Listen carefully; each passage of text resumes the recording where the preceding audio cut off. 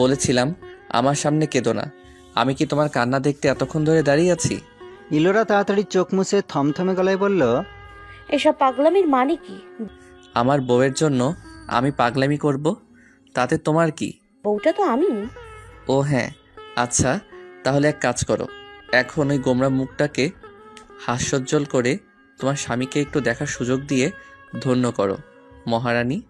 ইলোরা হাসল না, চুপচাপ এরেনের দিকে তাকিয়ে রইল। এরেন তাকে লজ্জা দেওয়ার জন্য বলল, আমার বউটাকে কি কিউট লাগছে, ইচ্ছে করছে আদর করে দিতে। চলে আসবে আদর করতে? ইলোরা কোনো প্রতিক্রিয়া করল না। এরেন ছোট একটা দীর্ঘশ্বাস ফেলে হঠাৎ কিছু একটা ছুঁড়ে মারল ব্যালকনির দিকে। জিনিসটা এসে পড়ল ইলোরার পায়ের কাছে। নিচে তাকিয়ে দেখল লাল টকটকে তাজা গোলাপের তোড়া। এরেনের বাঁ হাতে এটা ছিল, খেয়ালই করেনি সে। নিচু হয়ে তোড়াটা হাতে নিয়ে দেখলো তার মধ্যে ভাঁজ করা একটা নীল কাগজ। কাগজের ভাঁজ খুলে দেখলো তাতে লেখা, রেস্টুরেন্টে একটা গোলাপ নিয়ে বলেছিলাম শোধ দিয়ে দিব, দিয়ে দিলাম। ইলোরা এরেনের দিকে তাকিয়ে দেখলো এরেন মুসকে মুসকে হাসছে। ইলোরাও এবার চুপ থাকতে পারল না, ঠোঁট দুটো প্রসারিত করে ফেলল। ফোনটা পুনরায় কানে ধরতেই এরেন হাসি মুখে বলল, ধন্য হলাম। ইলোরা কিছুটা সিরিয়াস হয়ে বলল, এখন বলুন, এখানে এভাবে দাঁড়িয়েছিলেন কেন? আমি তো ঘুমোচ্ছিলাম, ভাগ্যিস ঘুমটা ভেঙেছিল, তাই মেসেজগুলো দেখেছি। না ভাঙলে কি হতো? কি আবার হতো? সারা রাত দাঁড়িয়ে দাঁড়িয়ে মশার কামড় খেতাম। আপনাকে হিরোগিরি করতে কে বলেছে? যা বাবা, যার জন্য এত কিছু করলাম সেই এখন রাগ দেখাচ্ছে। হয়েছে, এক্ষুনি বাড়ি ফিরে যান। কয়টা বাজে খেয়াল আছে? এভাবে তাড়িয়ে দিচ্ছ কেন? একটু কিউট করেও তো বলতে পারো। আর তোমাকে বলেছি না এ আপনি আগে বাদ দিতে হবে? ইলোরা মাথা চুলকে বলল, মনে থাকে না, আর কেমন যেন ইতস্তত লাগে। চেষ্টা করতে হবে। তুমি তো চেষ্টাই করো না। এরপর থেকে আপনি আগে করলে আমি কথাই বলবো না। আচ্ছা ঠিক আছে, চেষ্টা করব। মিঠি অনেকক্ষণ ধরে ডাকাডাকি করছে, দরজা মনে হয় ভেঙেই ফেলবে আজ। এখন বাসায় যান। হয়নি। যান না, যাও। আবার বলো। ইলোরা ঠোঁট উল্টে এরেনের দিকে তাকিয়ে বলল। আচ্ছা যাও। এরেন মুচকি হেসে হাত নেড়ে বলল, বাসায় গিয়ে মেসেজ করব। আল্লাহ হাফেজ। ইলোরাও মুচকি হেসে হাত নেড়ে বলল। আল্লাহ হাফেজ। এরেন ফোন কেটে অন্যদিকে ঘুরে হাঁটা দিল। ইলোরা এরেনের চলে যাওয়া পথের দিকে এক দৃষ্টিতে তাকিয়ে রইল। এরেন চোখের আড়াল হতেই সে ছোট্ট একটা দীর্ঘশ্বাস ছেড়ে হাতের তোড়াটার দিকে তাকালো। মুচকি হেসে তোড়াটা বুকে চেপে ধরে এরেনকে অনুভব করলো। মিনিট খানেক পর দ্রুত রুমে ঢুকে তোড়াটা এক জায়গায় লুকিয়ে রেখে দরজা খুলে বাইরে গেল। বন্ধুমহল আজও একজনের শূন্যতায় খা খা করছে। তাহসিন এখনও টুম্পার সাথে ভুলেও কথা বলে না। আগের মতো আড্ডা ঠিকই হয়, কিন্তু একজনকে বড্ড মনে পড়ে যায়। আজ আড্ডায় বসে হঠাৎ তাহসিন বলে উঠল, একটা ব্যাপার একদম ভুলে বসেছি আমরা সবাই। ডালিয়া প্রশ্ন করল, কোন ব্যাপার? অন্ত শেষবার যে কথাগুলো বলল, ওই যে বলল মাহিদ ভাই আরিকে অনেক পছন্দ করে, আবার বলল ইলোর কোনো সিক্রেট জানতে পেরেছে, প্রেমে পড়লে তার গলায় ঝুলে পড়তে বলল। আবিরটা না হয় বুঝতে পারলো না, কিন্তু ইলোর ব্যাপারটা সম্পূর্ণ আমাদের মাথার উপর দিয়ে চলে গেছে। তাহসিনের কথা ইলোরা চমকে উঠল। এই কথাটা সবাই ভুলে বসেছিল, তাই তো ভালো ছিল। আবার হঠাৎ করে মনে পড়ার কি দরকার ছিল? ধুর, এখন সবাই মিলে এটা নিয়ে উঠে পড়ে লাগবে তার পেছনে। এখন সে কি উত্তর দেবে? ইলোরা পড়ল বিপাকে। এবার সত্যি সত্যি সবাই মিলে মৌচাকের মতো ঘিরে ধরল তাকে। সবার একই কথা। কাহিনী কি? খুলে বল তাড়াতাড়ি। ইলোরা অসহায় মুখে সবার দিকে তাকিয়ে রইল। ডালিয়া বলল, আমি তোকে আগেই জিজ্ঞেস করেছিলাম তোর কি হয়েছে, তুই তখন এড়িয়ে গিয়েছিলি। এখন তো আমি 100% শিওর কিছু একটা ঘটেছে। আরিশা বলল, অসহায়ের মতো তাকিয়ে থেকে কোনো লাভ নেই, যা যা লুকিয়ে রেখেছিস সব বলতেই হবে। নাদিয়া অবাক হয়ে বলল, আমি তো বিশ্বাস করতে পারছি না তুই গোপনে প্রেমও করে বেড়াস, এমন একটা ব্যাপার আমাদের কাছে লুকালি। হায় আল্লাহ, ও নাকি আমাদের বেস্ট ফ্রেন্ড। তাহসিন বলল, কি মিথ্যে কথা খুঁজে লাভ নেই, সত্যি কথা বলে ফেল। ইলোরা মৃদু কণ্ঠে বলল, আমি কোনো প্রেম করি না ভাই, করলে তো তোরা জানতি। মুনা বলল, না করলে অন্ত জানলো কোত্থেকে? ও তো নিশ্চয়ই জেনে শুনে ভুল বলেনি। দেখ, কথা ঘুরাবি না, তাড়াতাড়ি বল। ইলোরা ভালোভাবেই জানে এই মানুষগুলো সত্যিটা জানলে চমকাবে ঠিকই, কিন্তু কখনো কথাটা অন্য কারো কানে পৌঁছাতে দেবে না। সবাই তার দিকে উৎসুক দৃষ্টিতে তাকিয়ে আছে। ইলোরা সবার মুখে চোখ বুলিয়ে মাথাটা হালকা নিচু করে কিছু একটা ভাবলো। তারপর বড় একটা নিঃশ্বাস নিয়ে হঠাৎ বলে উঠল, আমার বিয়ে হয়ে গেছে। কথাটা শুনে সবাই অবাক হওয়ার বদলে হাসতে হাসতে গড়িয়ে পড়ল। সবাইকে পাগলের মতো হাসতে দেখে ইলোরা বুঝলো ওরা কেউ কথাটা বিশ্বাস করতে পারেনি। ফান ভেবে পাগলের মতো হাসছে। ইলোরা ভুরুকুসকে বলল, হাসার মতো কিছু বলিনি, আমি সিরিয়াস। তাহসিন হাসতে হাসতে বলল, আচ্ছা, তোর জামাইটাকে শুনি। ইলোরা স্বাভাবিকভাবে উত্তর দিল। অ্যারেঞ্জ জামান। নিমিষেই সবাই স্তব্ধ হয়ে গেল। কিছুক্ষণ আহাম্মকের মতো ইলোরার মুখের দিকে তাকিয়ে হঠাৎ সবাই মিলে চিৎকার করে বলে উঠল, কি অ্যারেন ভাই? ইলোরা দুহাতে কান চেপে ধরে বিরক্ত মুখে বলল। হ্যাঁ, ইলোরার ছোট্ট একটা কথায় ভিড়ের মধ্যে বোম ব্লাস্ট হওয়ার মতো অবস্থা হলো। সবাই হতবাক হয়ে ফ্যাল দৃষ্টিতে ইলোরার দিকে তাকিয়ে রইল। কারো মুখে কোনো কথা নেই, সবাই যেন বাকরুদ্ধ হয়ে গেছে। ইলোরা সবার অবস্থা বুঝতে পেরে আস্তে আস্তে প্রথম থেকে সব কথা খুলে বলতে শুরু করলো। পুরোটা কথা সবাই রুদ্ধশ্বাসে শুনল। ইলোরার বলা শেষ হতেই সবাই গালে হাত দিয়ে তার দিকে তাকিয়ে রইল।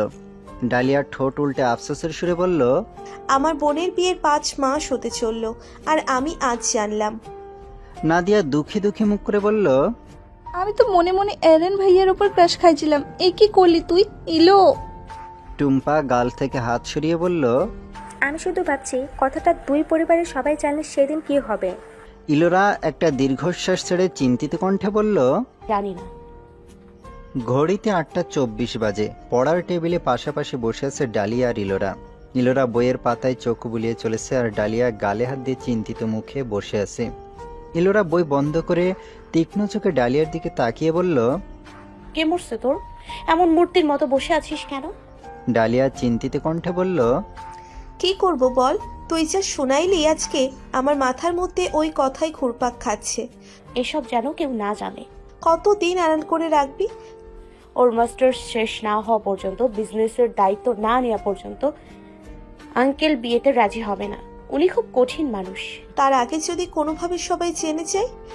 ইলোরা চিন্তিত কণ্ঠে বলল। জানি না কি আছে কপালে। ডালিয়া বলল, এমনও তো হতে পারে সম্পর্কটা কেউ মেনে নিল না, তখন কি করবি? ইলোরার চোখ দুটো ছলছল করে উঠল। এই অনিশ্চয়তার উপরই তো সম্পর্কটা বেঁচে আছে, এমন চিন্তা তারও হয় প্রতিনিয়ত। সে ধরা গলায় বলল, ও আমার হাজবেন্ড ডালিয়া, ছাড়বো কিভাবে? ডালিয়া মলিন হেসে বলল, তোরা দুজনেই নিজের ফ্যামিলিকে খুব ভালোবাসিস, কেউই ফ্যামিলির বিরুদ্ধে গিয়ে কিছু করিস না। তাই ফ্যামিলি তোদের বিরুদ্ধে দাঁড়ালে তখন তোরা কেউই কিছু করতে পারবি না বোন। ইলোরার চোখ ফেটে জল গড়িয়ে পড়ল। হঠাৎ করে হারানোর ভয় মনের মধ্যে জেঁকে বসল। ওই মানুষটাকে সে কিছুতেই ছাড়তে পারবে না। সে চেয়ার ছেড়ে উঠে ব্যালকনিতে চলে গেল। বুকের ভেতর প্রচণ্ড দহন হচ্ছে, ইচ্ছে করছে চিৎকার করে কাঁদতে। সে কিভাবে ছাড়বে ওই মানুষটাকে?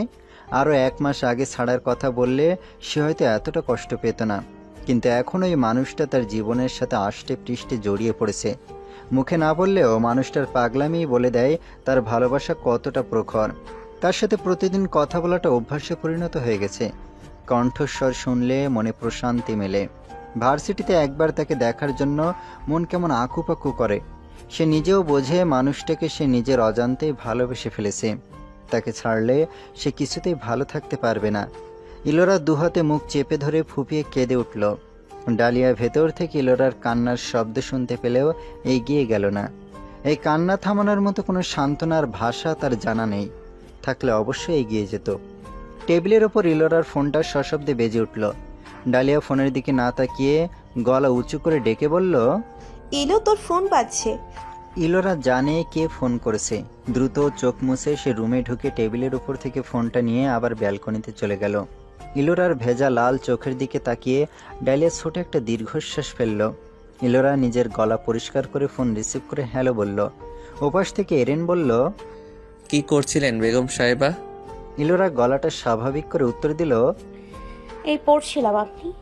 এরেন হতাশ গলায় বলল, আবার আপনি? সরি, ভুল হয়ে গেছে, আর বলবো না। তারপর আর এরেনের কোনো সাড়া শব্দ নেই। ইলোরা বুঝতে পারল না কি হয়েছে। মিনিট খানিক পর সে আবার হ্যালো বলতেই এরেন গম্ভীর গলায় বলল, কি হয়েছে তোমার? ইলোরা হাসার চেষ্টা করে বলল, কই কিছু হয়নি তো। আমার তো মনে হচ্ছে কিছু একটা হয়েছে। বলছি তো কিছু হয়নি, তোমার ভুল মনে হচ্ছে। বলেছি না আমার থেকে কিছু লুকানোর চেষ্টা করবে না। তোমার থমথমে কণ্ঠই বলে দিচ্ছে কিছু একটা নিশ্চয়ই হয়েছে। ইলোরার গাল বেয়ে আবার জল গড়িয়ে পড়ল। সে ঠোঁটে ঠোঁট চেপে নিজেকে সামলানোর চেষ্টা করলো। কান্নার শব্দ শুনলেই এরেন রেগে যাবে। ওপাশে আবার কিছুক্ষণ নীরবতার পর এরেন গম্ভীর আদরে গলায় ডাকলো, ইলোনি কি হয়েছে বলবে না আমায়? ইলোরা আর পারল না নিজেকে সামলাতে। দেয়াল ঘেঁষে নিচে বসে বাঁ হাতে মুখ চেপে ধরে আবার কেঁদে ফেলল। ফোনের ওপাশে এরেনের বুকটা ধক করে উঠল। ইলোরার কান্না থামাথামির নাম নিচ্ছে না। অস্থির হয়ে উঠল তার মন। তবু সে নিজেকে সামলে শান্ত স্বরে বলল, কান্না থামাও ইলোনি। মিথিয়ার আন্টি তোমার কাকার বাসা থেকে ফিরেছে। ইলোরা ফুঁপিয়ে উঠে ছোট্ট শব্দ করে বলল, আঙ্কেল? শরীর ভালো না তাই ঘুমোচ্ছে। আচ্ছা কান্না থামাও, আমি কিছুক্ষণ পর কল করছি, ওকে? ইলোরা কোনো উত্তর দিল না। এরেন ফোন কেটে দিল।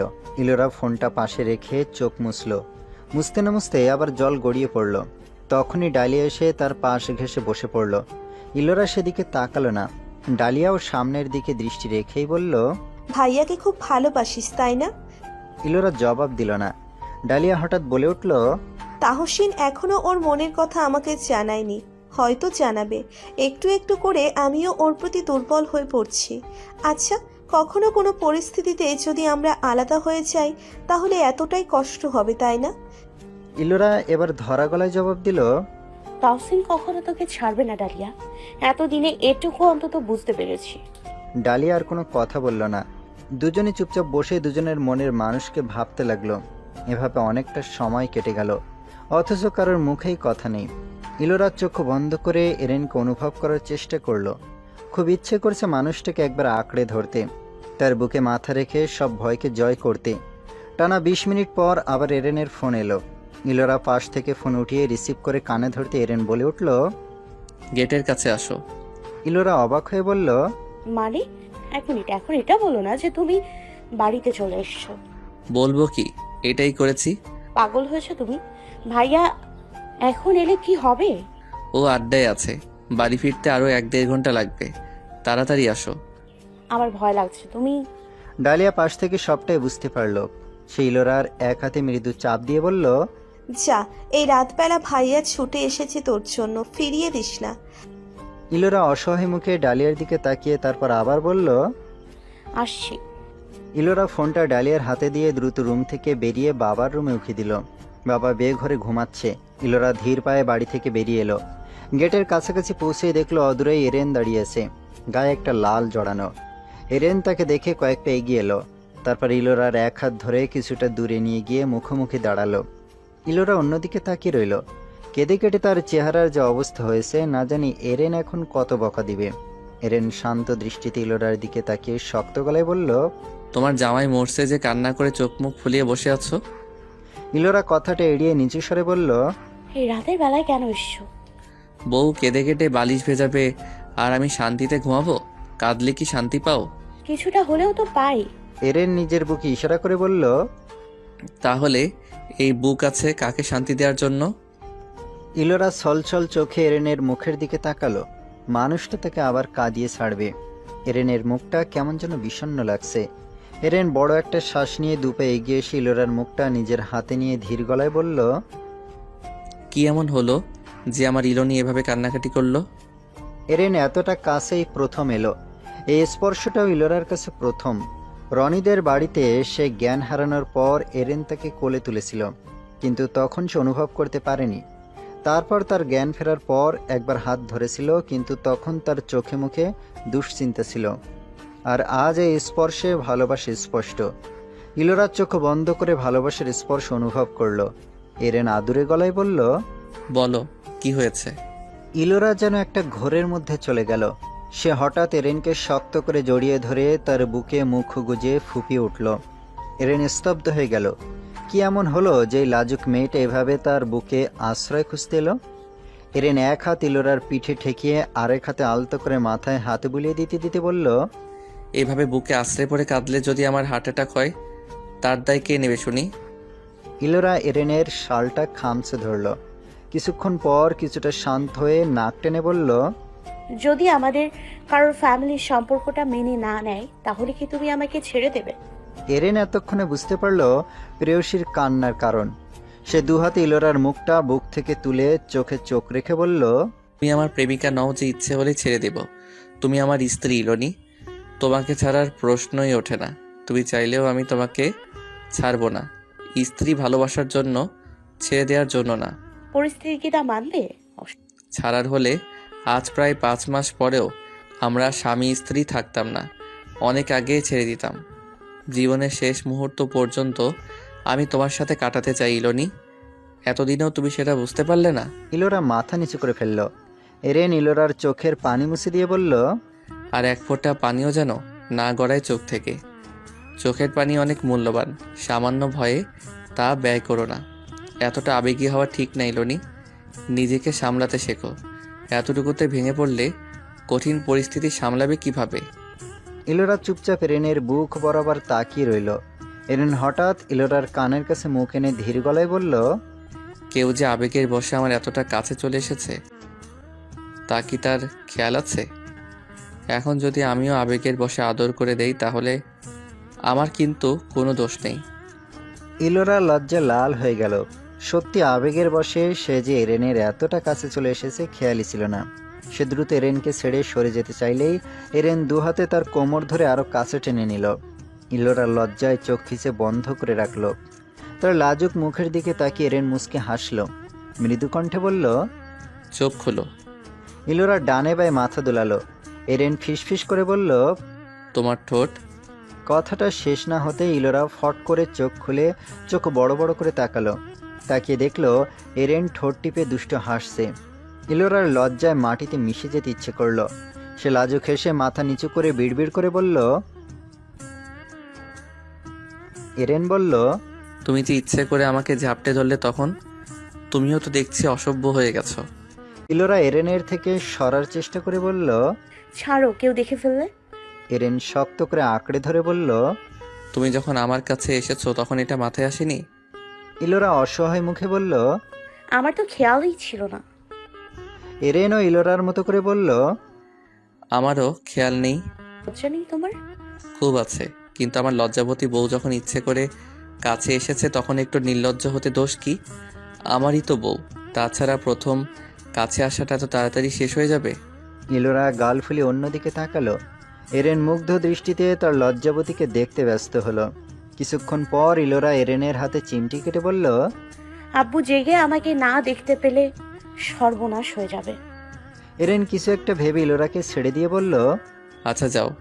ইলোরা একবার এরেনের দিকে তাকিয়ে পেছন ঘুরে এক পা বাড়াতেই এরেন তার এক হাত ধরে হ্যাঁচকা টানে আবার কাছে টেনে নিল। ইলোরা থতমত খেয়ে গেল। এরেন ইলোরার কপালে ছোট্ট একটা চুমু খেল। আবেশে ইলোরা চোখ বন্ধ করে ফেলল। এরেন তাকে ছেড়ে দিয়ে দুপা পিছিয়ে মুচকি হেসে বলল, এবার যাও। ইলোরার লজ্জায় আর এরেনের দিকে তাকালো না। এক ছুটে বাড়ির ভেতরে চলে গেল। এরেন ইলোরার চলে যাওয়ার পথের দিকে তাকিয়ে মুচকে হাসল। ইলোরা দৌড়ে রুমে ঢুকে ঠাস করে দরজা বন্ধ করে হাঁপাতে লাগলো।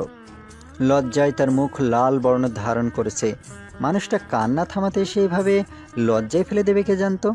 চোখ বন্ধ করে ইলোরা এরেনের স্পর্শটা অনুভব করে লাজুক হাসল। তারপর চোখ খুলে সামনে তাকাতেই দেখলো ডালিয়া বিছানায় বসে ভ্রুকুটি করে তার দিকে তাকিয়ে আছে।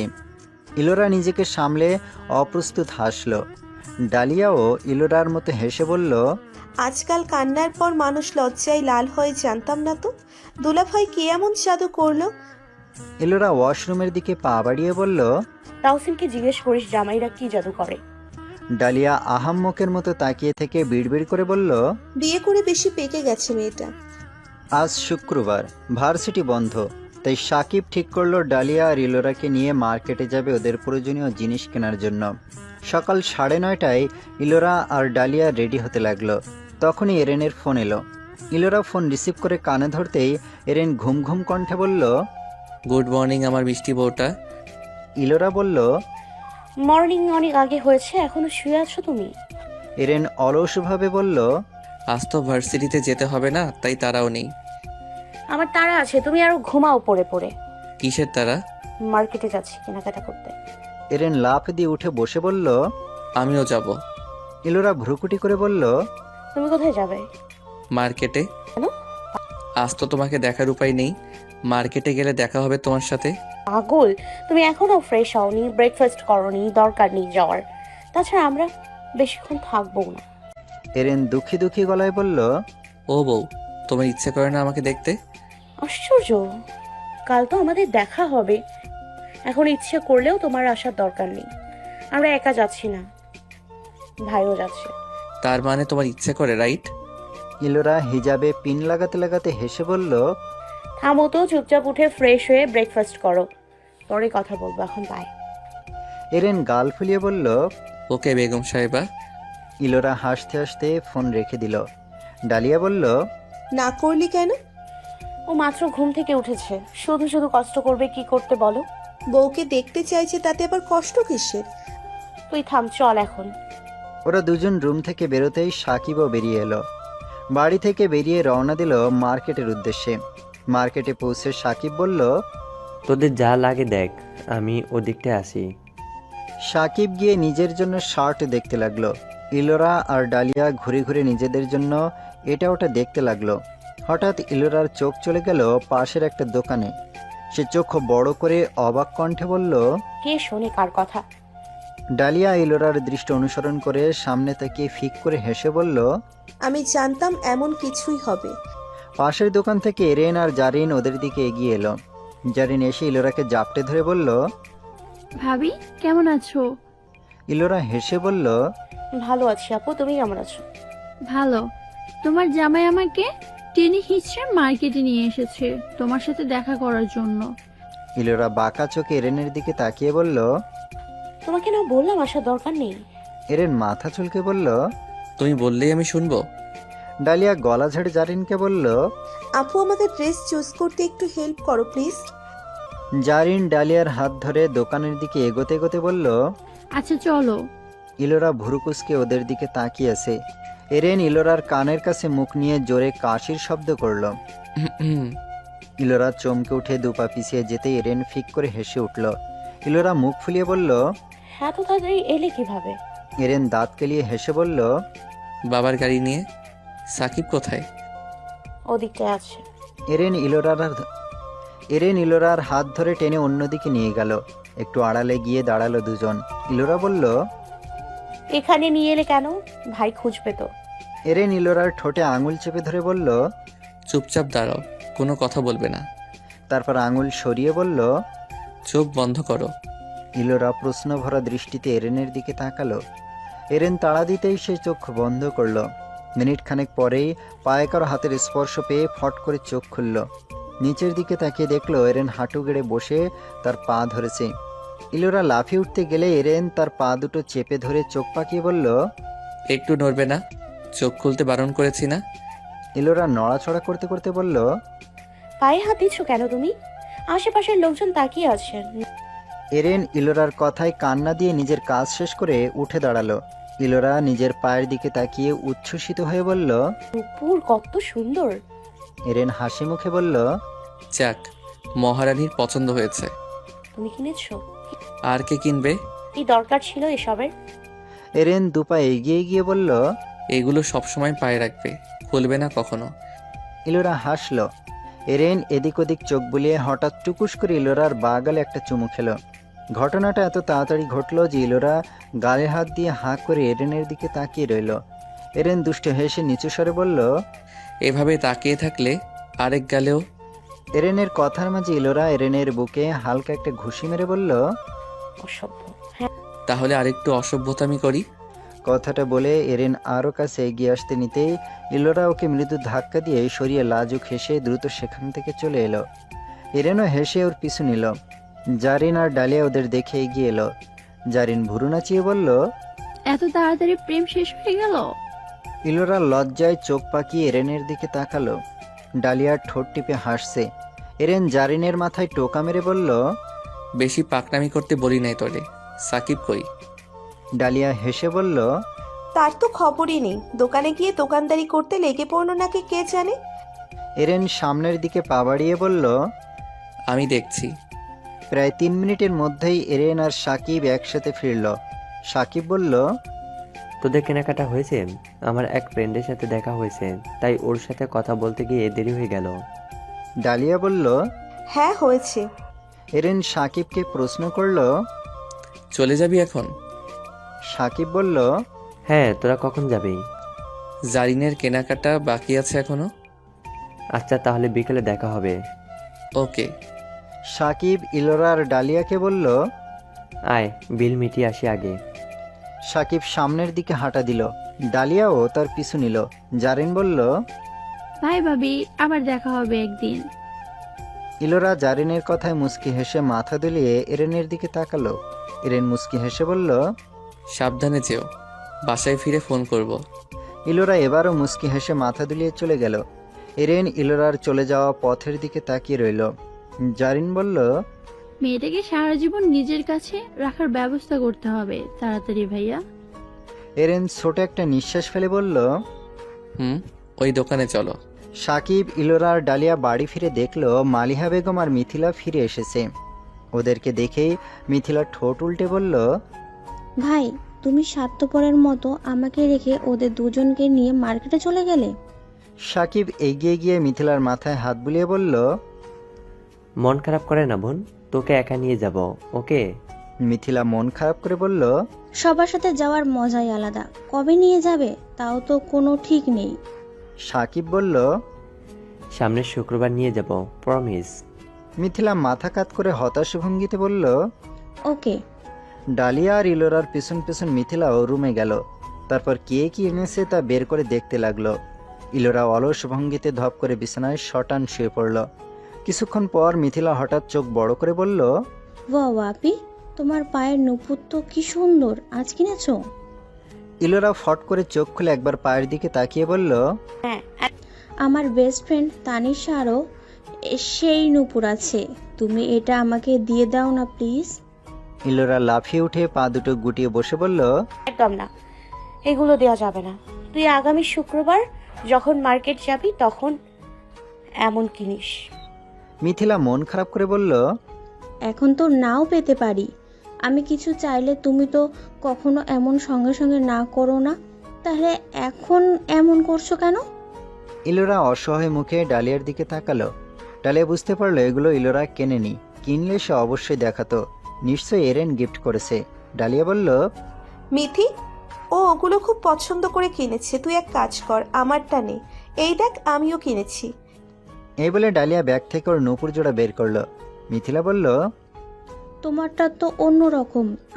ডালিয়া নূপুর জোড়া মিথিলার হাতে দিয়ে বলল। এগুলোও সুন্দর, দেখ তুই।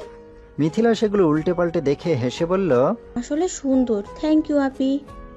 ডালিয়া মুচকে হাসলো। ইলোরা হাফ ছেড়ে বাঁচল। এই মিথি যে এগুলো নিয়ে ছাড়তো তা তার ভালো মতোই জানা ছিল। এরেন বলেছে এগুলো কখনো না খুলতে, সাবধানে রাখতে হবে এখন থেকে। পরদিন ভার্সিটিতে আড্ডা দেওয়ার সময় আরিশা হঠাৎ খেয়াল করলো কয়েকজন ছেলে তাদের দিকে কেমন চোখে যেন তাকিয়ে আছে। ছেলেগুলো তাদের সিনিয়র, যারা একদিন র্যাগিং করেছিল। আরিশা কয়েকবার খেয়াল করে তারপর ইলোরাকে বলল। ইলো দেখ, ওই ছ্যাঁচড়া ভাইয়ারা কিভাবে তাকিয়ে আছে এদিকে। ইলোরা সেদিকে তাকাতেই ছেলেগুলো মুখ দিয়ে হুইসেল বাজিয়ে চোখ মারল। আবার কয়েকজন ফ্লাইং কিছু ছুড়ল। তাহসিন রেগেমেগে বলল। কত বড় ছ্যাঁচড়া এগুলা, দাঁড়া আমি যাইতাছি। ডালিয়া বাধা দিয়ে বলল। এরা সিনিয়র, ঝামেলা করিস না, পরে মার খাবি। ইলোরা দাঁতে দাঁত চেপে বলল। ভাই যদি একবার দেখে তো খবর আছে এদের। মুনা বলল। চল সাকিব ভাইকে জানাই, নইলে এরা আরো মাথায় উঠে নাচবে। ইলোরা কিছুটা ভেবে বলল। হ্যাঁ চল। সবাই মিলে উঠে দাঁড়াতেই টুম্পা হঠাৎ চিৎকার করে বলে উঠল। গাইস দেখ দেখ, বইয়ের জন্য তার জামাই যথেষ্ট। সবাই চমকে তাকাতে দেখলো এরেন ওই ছেলেদের মধ্যে একজনের কলার চেপে ধরে কি যেন বলছে। ছেলেগুলোও প্রচণ্ড ক্ষেপে গেছে, মারামারি লাগার মতো অবস্থা হয়ে গেছে। ইলোরা ভাবলো এতগুলো ছেলে যদি একসাথে এরেনকে ধরে তাহলে অবস্থা খারাপ হয়ে যাবে। ইলোরা হন্তদন্ত হয়ে সেদিকে ছুটতে যেতেই ডালিয়া খপ করে ওর হাত ধরে ফেলল। ইলোরা রাগত স্বরে বলল। ডালিয়া, হাত ধরলি কেন? হাত ছাড়, এতগুলো ছেলের সাথে একা পারবে না, ওকে না আটকালে নির্ঘাত মার খাবে। ডালিয়া বলল। আরে থাম, ওই দেখ ভাই আসছে। ইলোরা দেখলো সাকিব আর রনি ছুটে আসছে। ওরা তিনজন একসাথেই ছিল। এরেনের হঠাৎ এদিকে চোখ চলে আসায় সে পুরো ব্যাপারটা খেয়াল করেছে। তাই সাকিব আর রনি কিছু বুঝে ওঠার আগেই সে ছুটে এসেছে। সাকিব আর রনি গিয়ে ধাক্কাধাক্কি করে সবাইকে কোনো মতে থামালো। সাকিব কিছুটা অবাক হলো, কারণ এরেন ওদের সাথে কখনো লাগতে আসে না, ওসব ওর পছন্দ না। রনি এরেনকে প্রশ্ন করলো, কি সমস্যা রে? এরেন রাগে ফুঁসতে ফুঁসতে ব্যাপারটা খুলে বলতে সাকিব নিজের রাগ ঝাড়তে তেড়ে গেল ছেলেগুলোর দিকে। ততক্ষণে ইলোরারা সবাই সেখানে উপস্থিত হয়েছে। রনি আর তাহসিন মিলে সাকিবকে টেনে ধরে রাখলো, নইলে আজ নিশ্চিত এক ধাপ মারপিট হয়ে যেত। সাকিব অগ্নি দৃষ্টিতে ছেলেগুলোর দিকে তাকিয়ে বকতে শুরু করলো। ইতিমধ্যে অনেক ছাত্রছাত্রী সেখানে জড়ো হয়ে গেছে দেখে ছেলেগুলো মানে মানে কেটে পড়ল।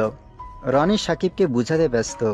এরেন একপাশে দাঁড়িয়ে এখনও রাগে ফুঁসছে। একে তো অমন একটা ঘটনা ঘটলো, তার উপর আবার ছেলেগুলো ওকে মারতে উদ্যত হয়েছিল। ইতোপূর্বে এরেনের এমন রাগ ইলোরা কখনো দেখেনি। আগেরবারও এরেন এই ছেলেগুলোর উপর রেগে গিয়েছিল, কিন্তু এতটা না। একদিকে ভাই রাগে ফুঁসছে, আরেকদিকে বর। ইলোরা ভয়ে ভয়ে দুজনের দিকে তাকালো। সাকিব অনেকটা শান্ত হয়েছে, তাই সে সন্তর্পণে গিয়ে এরেনের পাশে দাঁড়ালো। এরেন একবার তার দিকে তাকিয়ে আবার চোখ ফিরিয়ে অন্যদিকে তাকালো। ইলোরা কিছু না ভেবে এরেনের এক হাত আলতো করে ধরে বলল, ঠিক আছে। এরেন এবার তার হাতের দিকে তাকালো। তারপর ইলোরার মুখের দিকে তাকিয়ে মুখ দিয়ে ফুস করে একটা শব্দ করে উপর নিচে মাথা দুলালো। মনে হলো সে একটু শান্ত হয়েছে। ইলোরা এরেনের হাত ছেড়ে সাকিবের দিকে এগিয়ে গেল। সাকিব অসহায় মুখে ইলোরার দিকে তাকিয়ে বলল, সরি বোন, ওরা এমনই, জীবনে শুধরাবে না। নেক্সট টাইম আর ভুলো ওদের দিকে তাকাস না। ইলোরা মাথা দুলিয়ে সম্মতি জানালো। শীতের প্রকোপকে বিদায় জানিয়ে বসন্তের আগমনে নতুন সাজে সজ্জিত হয়েছে প্রকৃতি। নতুন ঋতুকে সংবর্ধনা জানাতে গাছগুলো নতুন ফুলপাতায় পরিপূর্ণ হয়েছে। কোকিলের কণ্ঠে বসন্তকে বরণ করার মধুর সুর। শহরের মানুষগুলো মেতে উঠেছে বসন্ত বরণে। কোলাহলপূর্ণ ব্যস্ত শহরটা আজ একটু বেশিই ব্যস্ততা দেখাচ্ছে। রাস্তার ফুটপাত ধরে হেঁটে যাচ্ছে অসংখ্য তরুণ তরুণী। বাসন্তী শাড়ি আর পাঞ্জাবির ভিড় দেখে মনে হচ্ছে যেন বাসন্তী রঙের এক ঝাঁক পাখি। এক এক দলের তরুণ তরুণীরা দল বেঁধে প্রাণোচ্ছল হাসিতে শহর কাঁপাচ্ছে। আবার কোনো কোনো প্রেমী যুগল হাত ধরাধরি করে বেরিয়েছে অজানা গন্তব্যে। প্রেমিকের ফিসফিস শব্দমালায় প্রেমিকার লজ্জায় মুখ নত করছে, কিংবা মুচকি হেসে হাতের বন্ধনটা শক্ত করছে। ব্যালকনিতে দাঁড়িয়ে গালে হাত দিয়ে উদাসী দৃষ্টিতে রাস্তার দিকে তাকিয়েছিল ওরা। সকালের চকচকে মিষ্টি রোদ এসে পড়েছে তার চোখে মুখে। উদাসী দৃষ্টিতেও তাকে কেমন মায়াবী লাগছে। ডালিয়া এসে তার পাশে দাঁড়িয়ে ঠোঁট উল্টে আফসোসের সুরে বলল, জীবনে আমাদের উন্নতি হইতো না। দেখ, পুরো ঢাকা শহরের মেয়েরা আজ বসন্ত উদযাপন করতে উঠে পড়ে লেগেছে, আর আমরা ছুটি পাইছ তো ঘরের মধ্যে খাও দাও, ফুর্তি করো আর ঘুমাও। বিরক্তিকর। মনটাই চাইতেছে আজকেই বিয়ে করে ফেলি, তারপর দেখি কে ঘরের মধ্যে আটকাইয়া রাখে। আমার না হয় ফাটা কাপড়, আমার না হয় ফাটা কপাল, কিন্তু তোর তো জামাই আছে। সে কি করে? বউ বিষণ্ণ মনে মানুষের বসন্ত উদযাপন দেখতাছে, তা কি জানে না? ইলোরা মুখ ফুলিয়ে বলল, সে তো পড়ে পড়ে ঘুমোচ্ছে। ফোন করেছিলাম, আপু ধরেছিল, বলল তোমার জামাই এখনো ঘুম থেকে ওঠেনি। এক কাজ করো, তুমি আজ বাসায় চলে আসো, এসে ওর গায়ে এক বালতি পানি ঢালো। তোর শ্বশুর শাশুড়ি? ওনারা 3 দিন আগে চট্টগ্রাম গেছে, ওর ফুপি অসুস্থ তাই। ডালিয়া উত্তেজনা নিয়ে বলল, আরে বা, তাহলে যা গিয়ে মহারাজের ঘুম ভাঙা। ইলোরা ভুরু বাঁকিয়ে বলল, বললেই হলো। ওই বাড়িতে আমি এর আগে কোনো দিনও যাইনি, চিনিও না। না চিনলেও সমস্যা নেই, আপু এসে আমাকে নিয়ে যাবে বলেছে। বড় সমস্যা হচ্ছে ভাই, আব্বু আম্মু আর মিঠি না হয় তোদের বাড়ি যাচ্ছে, কিন্তু ভাই সে তো বাড়িতেই থাকবে। ডালিয়া দাঁত কেলিয়ে হেসে বলল, ভাইও যাচ্ছে। কে বললো? ও, আমি মাত্রই দেখে এলাম। বাবা ফোন করে ভাইয়াকেও যেতে বলেছে। ভাই গিয়ে রাতের মধ্যেই আবার ফিরে আসবে। আমরা বাসায় একা থাকবো বলে। সবাই বেরিয়ে পড়লে তুই ওই বাসায় যাস। আর তুই একা থাকবি না কি? বাসায় গেলে তুইও আমার সাথে যাবি। ডালিয়া একটু ভেবে বলল, আচ্ছা ঠিক আছে, চল গিয়ে দেখি ওরা কখন বেরোবে। ডালিয়া আর ইলোরা রুম থেকে বেরিয়ে দেখলো সাজিদ হোসেন, মালিহা বেগম আর মিথিলা রেডি হয়ে সাকিবের জন্য অপেক্ষা করছে। ওদের দুজনকে দেখে মালিহা বেগম এক বস্তা আদেশ উপদেশ দিতে শুরু করলেন। এটা করবি, ওটা করবি না, এটা খাবি, ভয় পাস না, সাকিব চলে আসবে, ইত্যাদি ইত্যাদি ইত্যাদি। ডালিয়া আর ইলোরা তার সব কথাই আচ্ছা আচ্ছা বলে গেল। সাকিব রেডি হয়ে আসতেই সবাই বেরিয়ে গেল কিশোরগঞ্জের উদ্দেশ্যে। ডালিয়া ইলোরাকে খোঁচাতে শুরু করলো এরেনের বাসায় যাওয়ার জন্য। ইলোরাকে ভয়, লজ্জা, অস্বস্তি আঁকড়ে ধরেছে। তার মধ্যেই আবার জারিন ফোন করে জিজ্ঞেস করলো সে যাবে কিনা। ডালিয়ার ধাক্কাধাক্কিতে ইলোরা রাজি হয়ে গেল। জারিন তাকে রেডি হয়ে গেটের সামনে দাঁড়াতে বলে ফোন কেটে দিল। ইলোরা আর ডালিয়া তাড়াতাড়ি করে রেডি হতে লেগে পড়ল। ইলোরা ড্রেস বের করতে ডালিয়া বাধা দিয়ে বলল শাড়ি পরতে। যেহেতু প্রথমবারের মতো শ্বশুরবাড়ি যাচ্ছে সেহেতু বউয়ের মতো যাওয়া উচিত, কিন্তু ইলোরা রাজি হলো না। পরে ডালিয়ার জোরাজুরিতে সে তার মায়ের আলমারি থেকে বাসন্তী রঙের একটা হাফ সিল্ক শাড়ি নিয়ে এলো। তারপর ডালিয়ার সাহায্যে সুন্দর করে শাড়ি পরে হালকা সাজগোজ করলো। বাসা তালা মেরে গেটের সামনে গিয়ে জারিনের জন্য অপেক্ষা করতে লাগলো। ডালিয়া বলল, আপু এই বাসা চেনে কিভাবে? ইলোরা বলল, জানি না, বললো তো চেনে। কিছুক্ষণের মধ্যেই জারিন চলে এলো। তার পরনেও বাসন্তী রঙের শাড়ি। জারিনকে এমন সাজগোজে এই প্রথম দেখল ইলোরা, মুগ্ধও হলো। আজ কয়টা ছেলের মাথা ঘোরাবে কে জানে। জারিন এসেই মিষ্টি হেসে ইলোরাকে জড়িয়ে ধরে বলল, মাশাল্লাহ ভাবি, তোমাকে তো দারুণ লাগছে। ভাইয়া তো আজ মাথা ঘুরে পড়ে যাবে। ইলোরা লাজুক হেসে বলল, তোমাকেও খুব মিষ্টি দেখতে লাগছে আপু। থ্যাংক ইউ ভাবি। ডালিয়া, তুমি শাড়ি পরলে না কেন? ডালিয়া বলল, আমি শাড়ি সামলাতে পারি না আপু, অনেক কষ্ট হয়। মাঝে মাঝে ইলো জোর করে পরায়, আর আজ আমিই ওকে জোর করে পরিয়েছি। সে তো লজ্জা পাচ্ছিল। জারিন ইলোরাকে বলল, লজ্জা পেতে হবে না গো ভাবি, তোমারই তো শ্বশুরবাড়ি, চলো। ওরা তিনজন একটা সিএনজিতে উঠে বসলো। প্রায় আধ ঘন্টার মধ্যে পৌঁছে গেল গন্তব্যে। বাড়ির গেটে পা রাখতেই ইলোরার বুকটা ধড়াস ধড়াস করতে লাগলো। এই প্রথম শ্বশুরবাড়িতে পা রাখলো, তাও লুকিয়ে চুরিয়ে। এরেন তো এখনো কিছুই জানে না। ঘুম থেকে উঠে নিজের বাসায় বউকে দেখলে নির্ঘাত ভ্যাবাচাকা খাবে। মেইন দরজা খুলে ইলোরাকে আগে ভেতরে ঢুকতে বলল জারিন। ইলোরা আল্লাহর নাম নিয়ে ভেতরে ঢুকলো।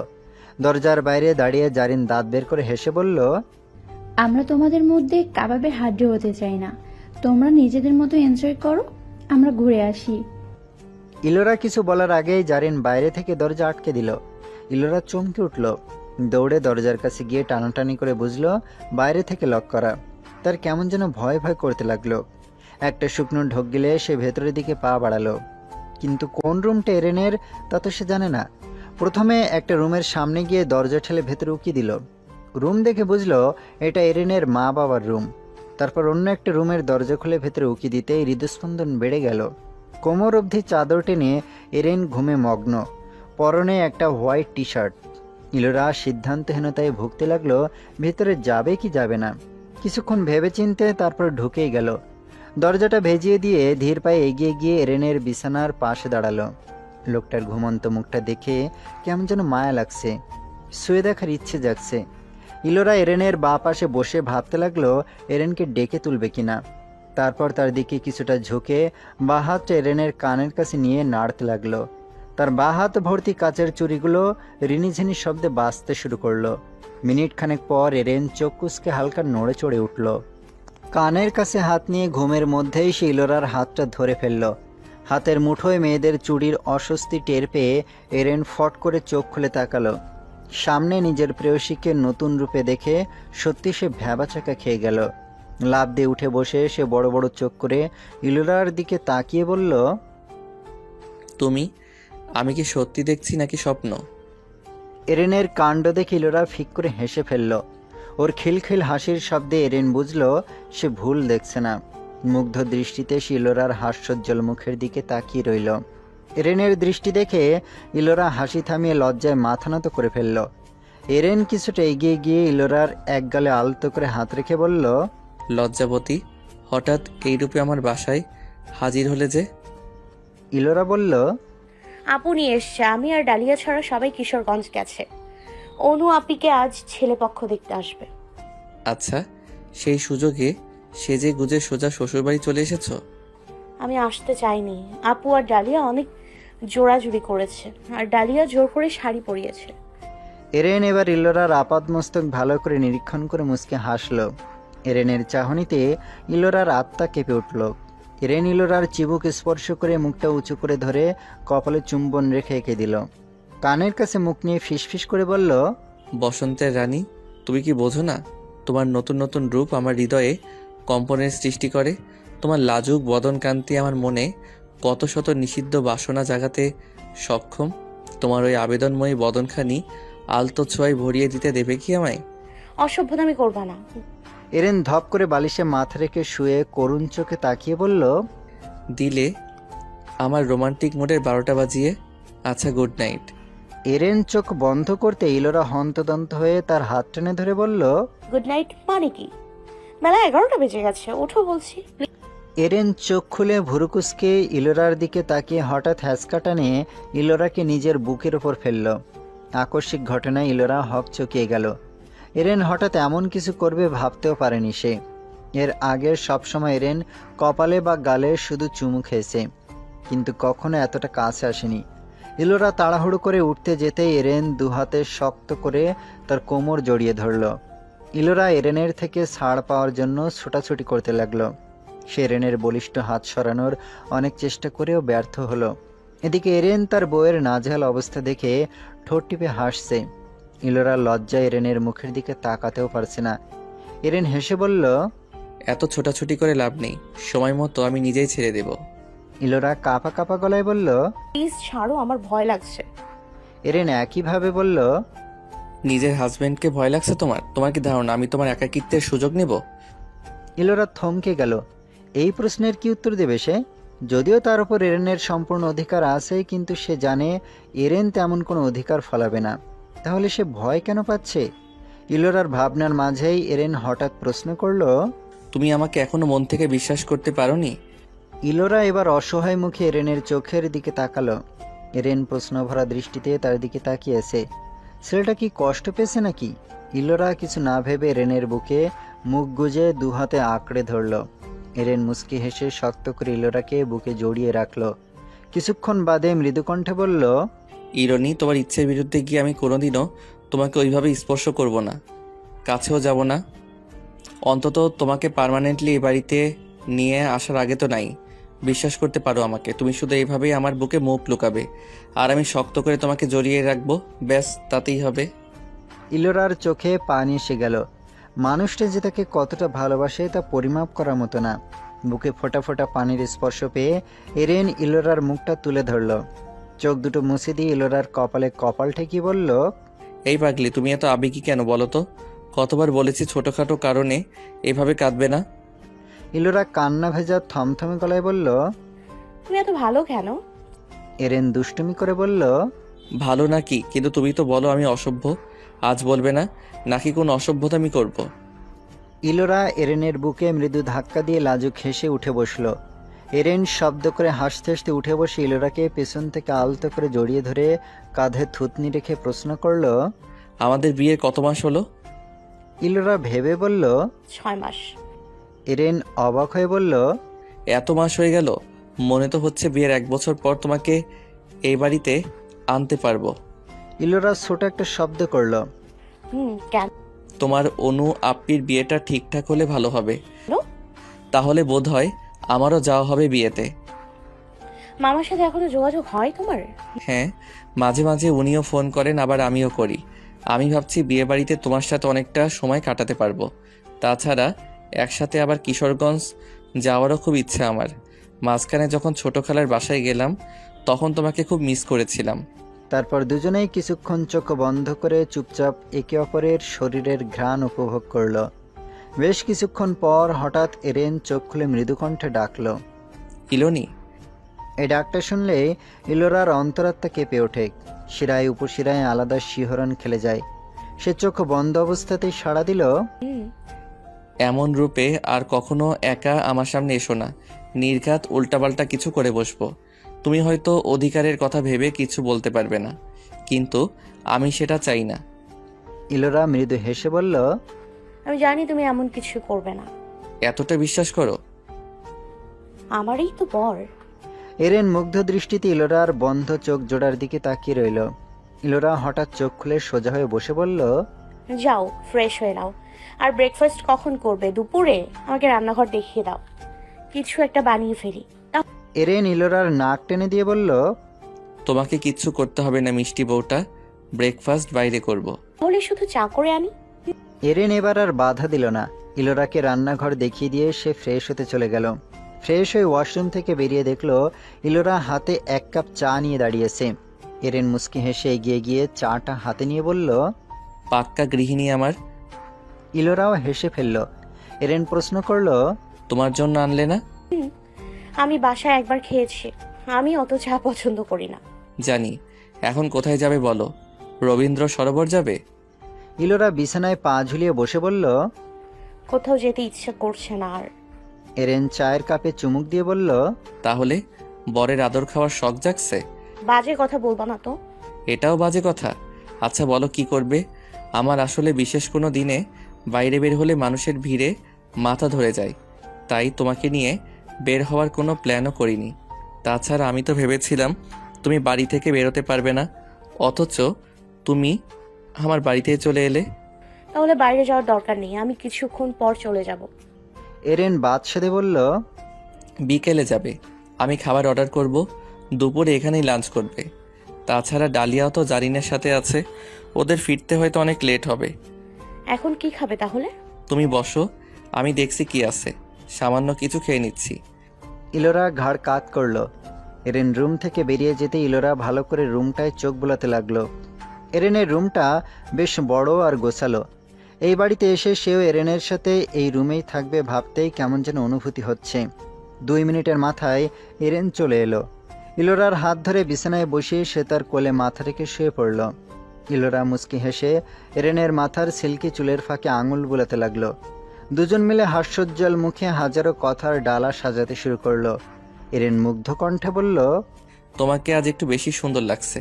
শোনো, এই বাড়িতে আসার পর কিন্তু সবসময় তুমি শাড়ি পরবে।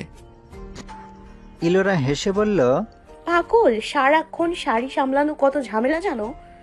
আমি বরং মাঝে মাঝে পরি শাড়ি।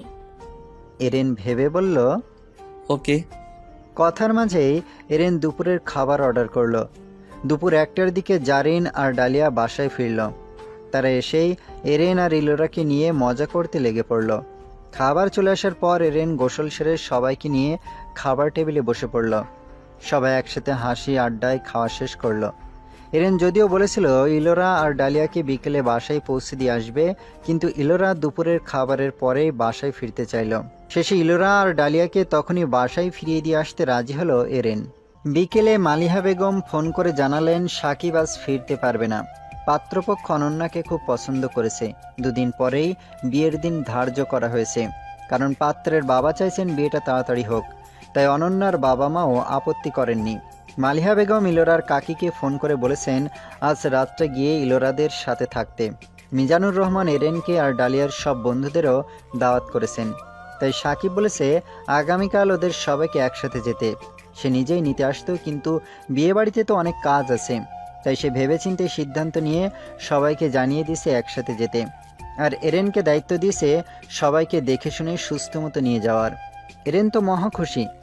একে তো বিয়ে বাড়িতে সবসময় ইলোরার আশেপাশে থাকতে পারবে, তারপর আবার যাবেও তার সাথেই। প্রথমবারের মতো আজ আবার একসাথে কিশোরগঞ্জে যাবে ভেবে ইলোরাও বেশ খুশি হলো। তাহসিন, আরিশা আর নাদিয়া ওদের সাথে যেতে রাজি হলো। টুম্পা নিজেই যেতে অনিচ্ছা প্রকাশ করেছে, আর মুনার শাশুড়ি অসুস্থ বলে সে ইচ্ছে থাকলেও যেতে পারবে না। ডালিয়া আর ইলোরা মিলে প্যাকিং শুরু করে দিয়েছে। ডালিয়া আলমারি থেকে জামা কাপড় বের করতে করতে প্রশ্ন করলো, ইলো, বিয়েতে কি পরবি? ইলোরা বলল, কি পরবো মানে কি? দেখছিস না ড্রেস নিচ্ছি, এগুলোই পরবো। ডালিয়া ভ্রুকুটি করে বলল, ভাইয়ার সাথে যাচ্ছে আর তুই ড্রেস পরবি বলছিস? তো কি, তোর অবশ্যই শাড়ি পরা উচিত। ধুর, এখন শীত নেই যে সারা মাসে শাড়ি পরে ঘুরে বেড়াবো। তাছাড়া অরিশা বা নাদিয়া কেউই তো কিছু বললো না শাড়ি পরার কথা, তো আমি একা পরবো। আরে, ডালিয়ার কথা শেষ না হতে ইলোরার ফোন বেজে উঠল। ইলোরা ফোন রিসিভ করে হ্যালো বলতে ওপাশ থেকে এরেন বলল, শাড়ি নিয়েছো? ইলোরা বলল, না। কেন? কেন মানে? গায়ে হলুদ, বিয়ে, বৌভাত সব অনুষ্ঠানে তুমি অবশ্যই শাড়ি পরবে। ইলোরা চোখ বড় করে বলল, পাগল হয়েছো তুমি? গরমে আমি বেহুশ হয়ে যাব। বেহুশ হলে আমি কোলে নিয়ে বসে থাকবো, তবু তুমি শাড়ি পরবে, ব্যাস। আমি আর কোনো কথা শুনতে চাই না। Okay bye. ইলোরা আর কিছু বলার আগে এরেন ফোন কেটে দিল। ইলোরা ফোন রেখে অসহায় মুখে ডালিয়ার দিকে তাকালো। ডালিয়া দাঁত কেলিয়ে হেসে বলল, এখন কি করবা? আমার কথা তো শুনলা না, এখন বরের কথা পারলে অমান্য করো। ইলোরা বিরক্তি নিয়ে শাড়ি বের করতে করতে বলল, ধুর, ওদেরকেও ফোন করে বলে দে শাড়ি নিতে। ওকে। আরিশা আর নাদিয়াকে ফোন করে ডালিয়ার শাড়ি নিতে বলে দিল। প্যাকিং শেষ করে ওরা দুজন ডিনার করে নিল। তারপর তাড়াতাড়ি শুয়ে পড়ল। কাল সকাল 8টায় বাস ধরতে হবে। সকাল 7:10 এরেন ইলোরাদের বাসার সামনে এসে তাকে ফোন করলো। ইলোরা আর ডালিয়া আগে রেডি হয়ে এরেনের আসার অপেক্ষায় ছিল। এরেনের ফোন পেয়ে তারা নিজেদের লাগেজ নিয়ে বাসা থেকে বেরিয়ে এলো। এরেন ওদেরকে দেখে মুচকি হেসে প্রশ্ন করলো, তোমার কাকি চলে গেছে? ইলোরা বলল, হ্যাঁ, কিছুক্ষণ আগে চলে গেছে। এরেন ওদের হাত থেকে লাগেজ দুটো নিয়ে সিএনজির ভেতরে রেখে ওদেরকে উঠতে বলল। ইলোরা আর ডালিয়া উঠে বসার পর এরেন গিয়ে সিএনজি চালকের পাশে বসে পড়ল। বাস স্ট্যান্ডে যেতে লাগলো প্রায় 20 মিনিট।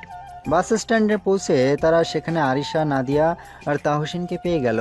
তাহসিন বলল, ব্যাস, ছাড়তে এখনো প্রায় আধ ঘন্টা বাকি। কেউই তো ব্রেকফাস্ট করেনি। আশেপাশের কোনো হোটেলের ব্রেকফাস্ট করে নিলে ভালো হয়। এরেন সম্মতি জানিয়ে বলল, হ্যাঁ, তাই চলো। ওরা সবাই বাস স্ট্যান্ডের পাশের একটা হোটেলে ঢুকে পড়ল। বড় একটা টেবিল দখল করে বসলো সবাই। প্রায় 9 বছরের একটা ছেলে এসে জিজ্ঞেস করলো ওরা কি খাবে। এরেন সবার জন্য পরোটা আর ডিম ভাজি আনতে বলল। কিছুক্ষণের মধ্যেই ছেলেটা একে একে সবার খাবার টেবিলে দিয়ে গেল। সবাই তাড়াতাড়ি খাবার শেষ করলো। ইলোরা আর নাদিয়া ছাড়া বাকি সবাই চাও খেলো। খাওয়া শেষ করে সবাইকে হোটেল থেকে বেরিয়ে বাসে উঠল। ইতিমধ্যে বাসের প্রায় অর্ধেক সিট ভরে গেছে। তাহসিন আগে এসে সবার জন্য টিকিট কেটে রেখেছিল। এরেন আর ইলোরা একসাথে বসলো। তাদের পিছনের সিটে বসলো নাদিয়া আর আরিশা, আর তাদের বিপরীত পাশের সিটে বসলো তাহসিন আর ডালিয়া।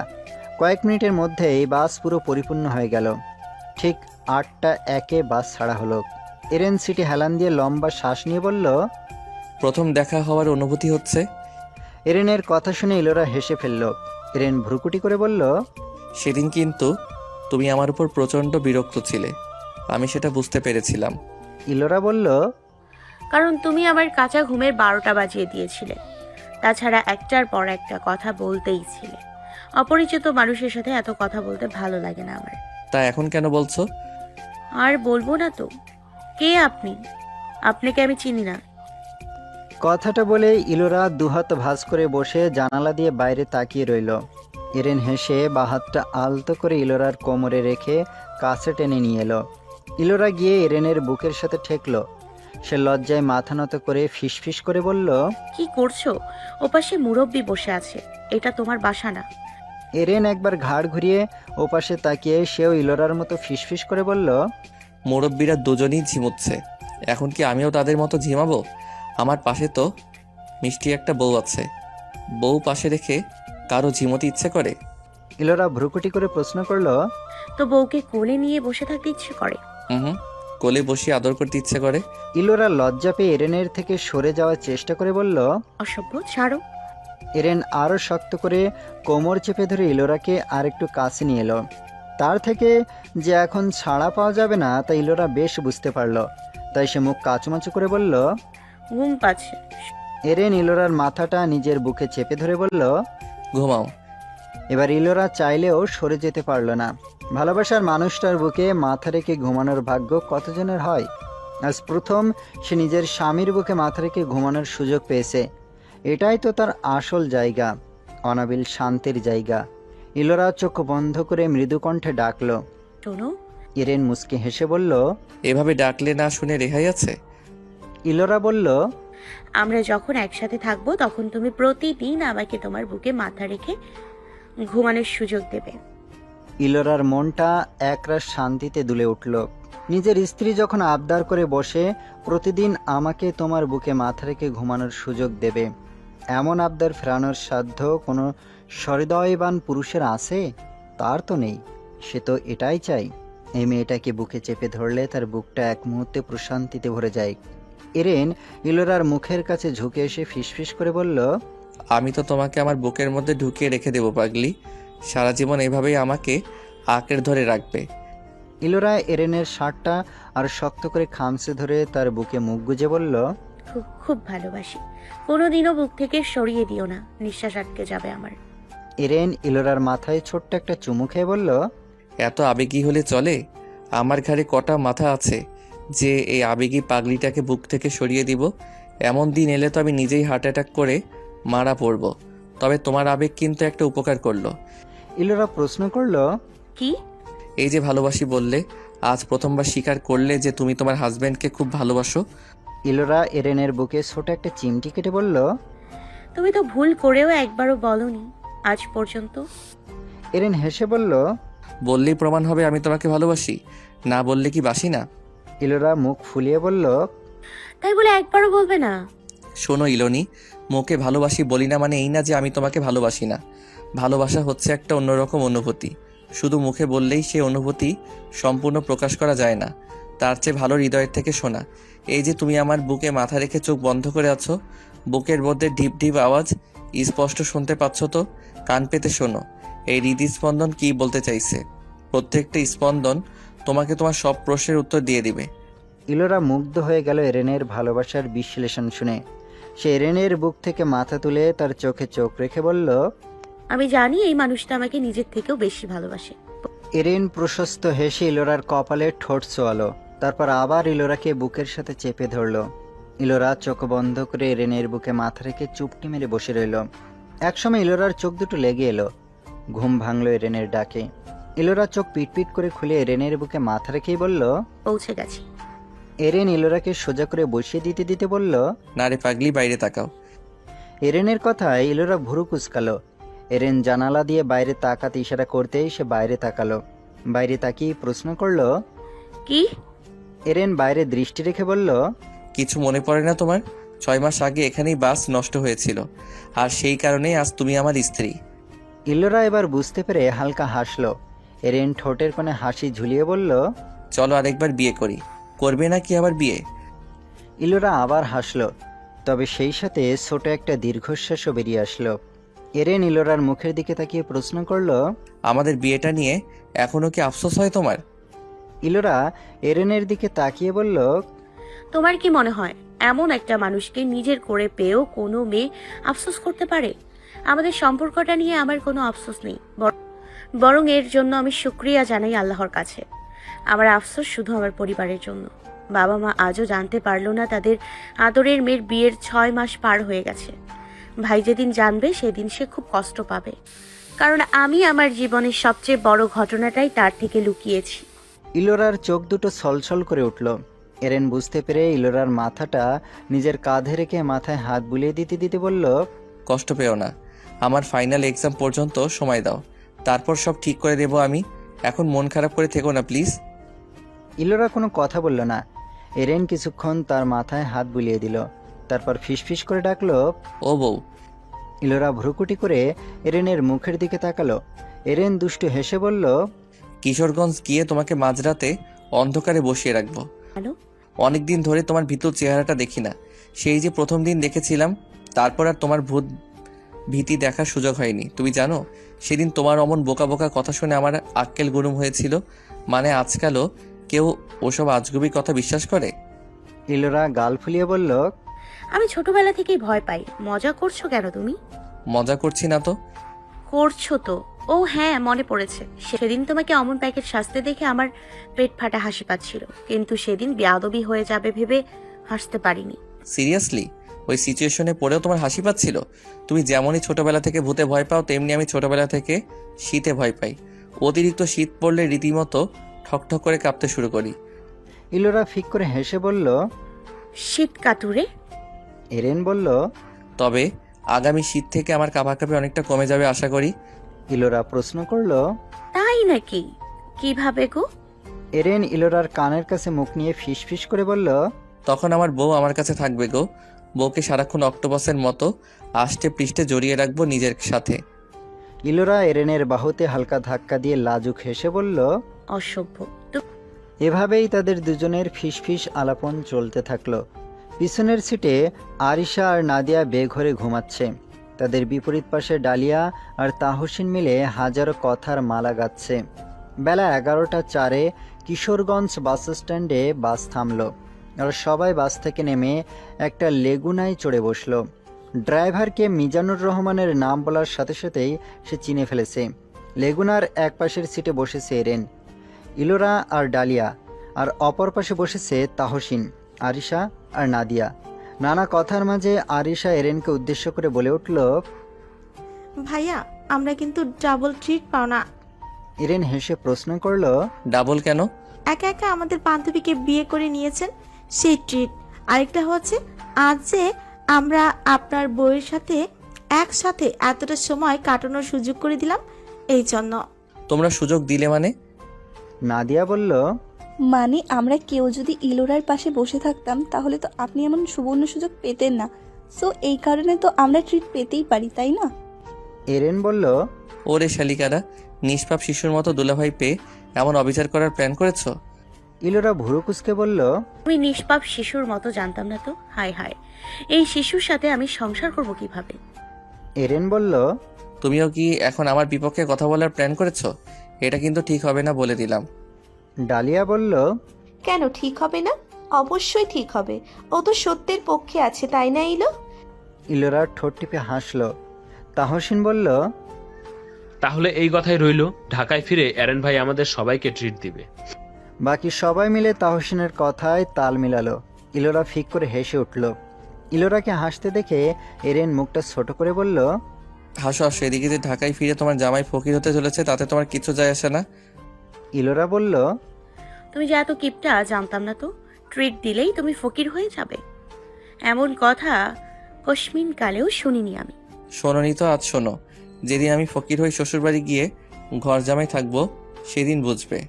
এরেনের কথা এবার ইলোরার সাথে সবাই মিলে হাসতে শুরু করলো। বেলা 11টা 16 ডালিয়াদের বাড়ি পৌঁছালো সবাই। ডালিয়া বাড়িতে ঢুকেই তার মাকে খুঁজতে লাগলো। ভার্সিটিতে ভর্তি হওয়ার পর এ বাড়িতে তার মাত্র একবার আসা হয়েছে। তাছাড়া ওর বাবা মা মাঝে মাঝে ঢাকা গিয়ে ওকে দেখে এসেছে। মিজানুর রহমান এরেনকে দেখে আহ্লাদে আটখানা হয়ে ওর সাথে কোলাকুলি করলেন। সাকিব এরেনকে প্রশ্ন করলো, আসতে কোনো সমস্যা হয়নি তো? এরেন হেসে বলল, না। ডালিয়া তার মাকে ডেকে নিয়ে এলো বসার ঘরে। তারপর অরিশা, নাদিয়া আর তাহসিনের সাথে ওর বাবা মাকে পরিচয় করিয়ে দিল। এরেন আলিয়া বেগমের সাথে কুশল বিনিময় করলো। ইলোরা এদিক ওদিক তাকিয়ে বলল, আব্বু আম্মু মিথি আর অনু আপি কোথায়? আলিয়া বেগম বললেন, সাজিদ একটু বাইরে গেছে আর মালিহা মনে হয় ছাদে গেছে, অনু আর মিথি ওর রুমে আছে। মিজানুর রহমান আলিয়া বেগমকে বললেন, তুমি ওদের সবাইকে রুম দেখিয়ে দাও। তারপর তিনি এরেন, অরিশা, নাদিয়া আর তাহসিনের দিকে তাকিয়ে বলল, বিয়ে বাড়ি তো অনেক আত্মীয় স্বজন আসা শুরু করেছে, একটু কষ্ট করে থাকতে হবে, মানিয়ে নিও বাবা। তাহসিন হেসে বলল, আমাদের কোনো সমস্যা হবে না আঙ্কেল, আপনি নিশ্চিত থাকুন। আলিয়া বেগম সাকিবকে বললেন এরেন আর তাহসিনের সাথে সে যেন রুম শেয়ার করে। ইলোরা, ডালিয়া, নাদিয়া আর আরিশাকে বললেন অনন্যার রুমে একসাথে থাকতে। আত্মীয় স্বজনরা আসছে, তাই তাদের জন্য থাকার জায়গা করে রাখতে হবে। আলিয়া বেগমের কথা মতো সাকিব, এরেন আর তাহসিনকে রুমে নিয়ে গেল। ডালিয়া, ইলোরা, আরিশা আর নাদিয়া গেল অনন্যার রুমে। অনন্যা আর মিথিলা ওদের দেখে খুশিতে গদগদ হয়ে গল্প জুড়ে দিল। বিয়ে নিয়ে নানা প্ল্যানিং করতে করতে ঘন্টা পার করে দিল তারা। তারপর একে একে সবাই গোসল সেরে নিল। দুপুরে খাবার সময় সবাই রুম থেকে বের হলো। সাজিদ হোসেন হেসে বললেন, কি মেয়ে রে, এসেই যে ঘরের দরজা বন্ধ করলো, এতক্ষণ বের হওয়ার সময়ই হলো না। ইলোরা বলল, তাও খাওয়ার জন্য বাবা, নইলে আজ গল্প শেষ হতো না। এরেন বলল, তোমরা গল্প করেছো আর আমরা গ্রাম ঘুরে দেখেছি। অরিশা গাল ফুলিয়ে বলল, এইটা কিন্তু ঠিক হলো না ভাইয়া, আমাদের ছাড়া গ্রামে ঘুরে এলেন। নাদিয়াও তাল মিলিয়ে বলল, তাই তো, আমাদের নিয়ে গেলেই পারতে। সাকিব বলল, তোমাদের আমি ঘুরিয়ে আনবো, কিন্তু এখন না। আজ বিকেলে শপিং, কাল গায়ে হলুদ, পরশু বিয়ে, তারপর ঘুরতে পারবে। তাহসিন বলল, এ তো দীর্ঘ অপেক্ষা। মিজানুর রহমান বললেন, অপেক্ষার ফল অতি মিষ্ট। অনন্যা বলল, তোমরা সবাই কি শুধু গল্পই করবে না খাবেও? আমার কিন্তু খুব ক্ষুধা পেয়েছে। সাকিব বলল, তোর এত খাওয়ার কি দরকার? পরশু শ্বশুরবাড়ি গিয়ে একসাথে খাস। তুই থাম, তাড়ানোর জন্য উঠে পড়ে লেগেছিস। তো কি করব? তোকে ঘরে খুঁটি দিয়ে রাখবো? অনন্যা মালিহা বেগমকে বলল। ফুফি, তোমার ছেলেকে থামতে বলো। সাকিব কপাল কুঁচকে বলল। আগে তুই থাম। মালিহা বেগম শাসনের সুরে বললেন, সাকিব, মেয়েটা দুদিন পর পরের বাড়ি চলে যাবে আর তুই ওর সাথে ঝগড়া করছিস? অনন্যা মুখ গোমড়া করে বলল, ফুফি এমনভাবে বলছো যেন আমাকে সারা জীবনের জন্য তাড়িয়ে দিচ্ছ। মালিহা বেগম অনন্যার মাথায় হাত বুলিয়ে দিয়ে আদুরে গলায় বললেন, পাগলি মেয়ে, তাড়িয়ে দেব কেন? তুই কি ফেল না আমাদের কাছে? তোর যখন ইচ্ছে জামাইকে নিয়ে এখানে আসবি, আমাদের বাসায় যাবি। আলিয়া বেগম তাড়া দেখিয়ে বললেন, গল্প পড়ো করো, আগে খেতে আসো সবাই, খাবার ঠান্ডা হয়ে যাচ্ছে তো। আলিয়া বেগমের তাড়ায় সবাই গিয়ে খাবার টেবিলে বসে পড়ল। মালিহা বেগম আর আলিয়া বেগম মিলে সবার খাবার পরিবেশন করলো। খাবার টেবিলে আড্ডা আরও জমে উঠল। হাসি আড্ডায় খাওয়া শেষ করলো সবাই। খাবার শেষে সাজিদ হোসেন আর মিজানুর রহমান কোনো একটা কাজে বাইরে গেলেন। এরেন সোফায় আরাম করে বসে সাকিবকে প্রশ্ন করলো, ডেকোরেশনের লোক কখন আসবে? সাকিব বলল, কাল সকাল সকাল আসতে বলেছি, সারাদিন হয়ে যাবে। তুই রনিকে আনতেই পারলি না? ভাই, আমি অনেকবার বলেছি, তা ওকে রাজি করাতে পারিনি। মামা ওকে চেনে না, তাই বলোনি। আমি বলেছি তাতেও ও আসবে না। যাক, আমি মামাকে দিয়ে বলাচ্ছি, যদি রাজি হয় তাহলে আজ বিকেলের মধ্যেই চলে আসতে পারবে। আচ্ছা, তাই করো। সাকিব মাথা নেড়ে বলল, চল দেখি মামা কোথায় গেল। এরেন তাহসিনকে প্রশ্ন করলো, তাসিন আমাদের সাথে যাবে না, বাসায় থাকবে? তাহসিন বলল, বাসায় থেকে কি করব, চলুন যাই। তাহসিন আর এরেনকে নিয়ে সাকিব বাড়ি থেকে বেরোনোর সময় গলা উঁচিয়ে বলল, বিকাল 4টার মধ্যে সবাই রেডি হয়ে থাকবি। যে দেরি করবে তাকে কিন্তু রেখে চলে যাব। অনন্যা, ডালিয়া, ইলোরা, নাদিয়া, মিথিলা আর ডালিয়ার দুজন চাচাতো বোন মিলে রুমে ঢুকে আড্ডা বসালো। নানা কথার ফুলঝুড়ি সাজাতে সাজাতে তারা প্রায় 1.5 ঘন্টা পার করলো। অনন্যা এক সময় বলল, চল আমরা সবাই এখন রেডি হই, নইলে সাকিব এসে তাড়া লাগিয়ে দিবে। অনন্যার কথায় সবাই রেডি হতে লেগে পড়লো। নাদিয়া অনন্যাকে বলল, আচ্ছা আপি, তোমরা একা শপিং করবে কেন? ভাইয়া বা তার ফ্যামিলির কেউ সাথে থাকবে না? অনন্যা বলল, না, আমার শ্বশুর মশাই তো বল আমাদেরকে শপিং করে নিতে। তাদের নাকি কি প্রবলেম আছে, শপিং করার টাকাও জোর করে মায়ের হাতে দিয়ে গেছে। ডালিয়া ভুরুকুসকে বলল, এটা আবার কেমন কথা? বিয়ের মধ্যে তাদের আবার কি প্রবলেম? অনন্যা দুকাদ উঁচু করে ঠোঁট উল্টে বলল, জানি না। ডালিয়া কিছুটা বিরক্ত হয়ে বলল, জানিসটা কি তাহলে? কিছু না জেনে বিয়ে করছিস নাকি? আচ্ছা, তুই ভাইয়ের সাথে কথা বলিসনি? এসে হতে তো একবারও দেখলাম না ফোনে কথা বলতে। অনন্যা মুখ গোমড়া করে বলল, ওনার সাথে আমার কথা হয়নি এখনো। বাবার থেকে ওনার বোন আমার নাম্বার নিয়ে গিয়েছে। আমি তো ভেবেছিলাম হয়তো উনি কল করবে, কিন্তু এখনো তো করলো না। অনন্যার কথা শুনে সবাই হাঁ করে ওর দিকে তাকিয়ে রইল। ইলোরা মাথায় হাত দিয়ে হতাশ গলায় বলল, পরশু বিয়ে আর তুমি এখন পর্যন্ত হবু বরের সাথে কথাই বলনি, এটা কেমন কথা আপনি? মিথিলা বলে উঠল, লোকটাই বা কেমন?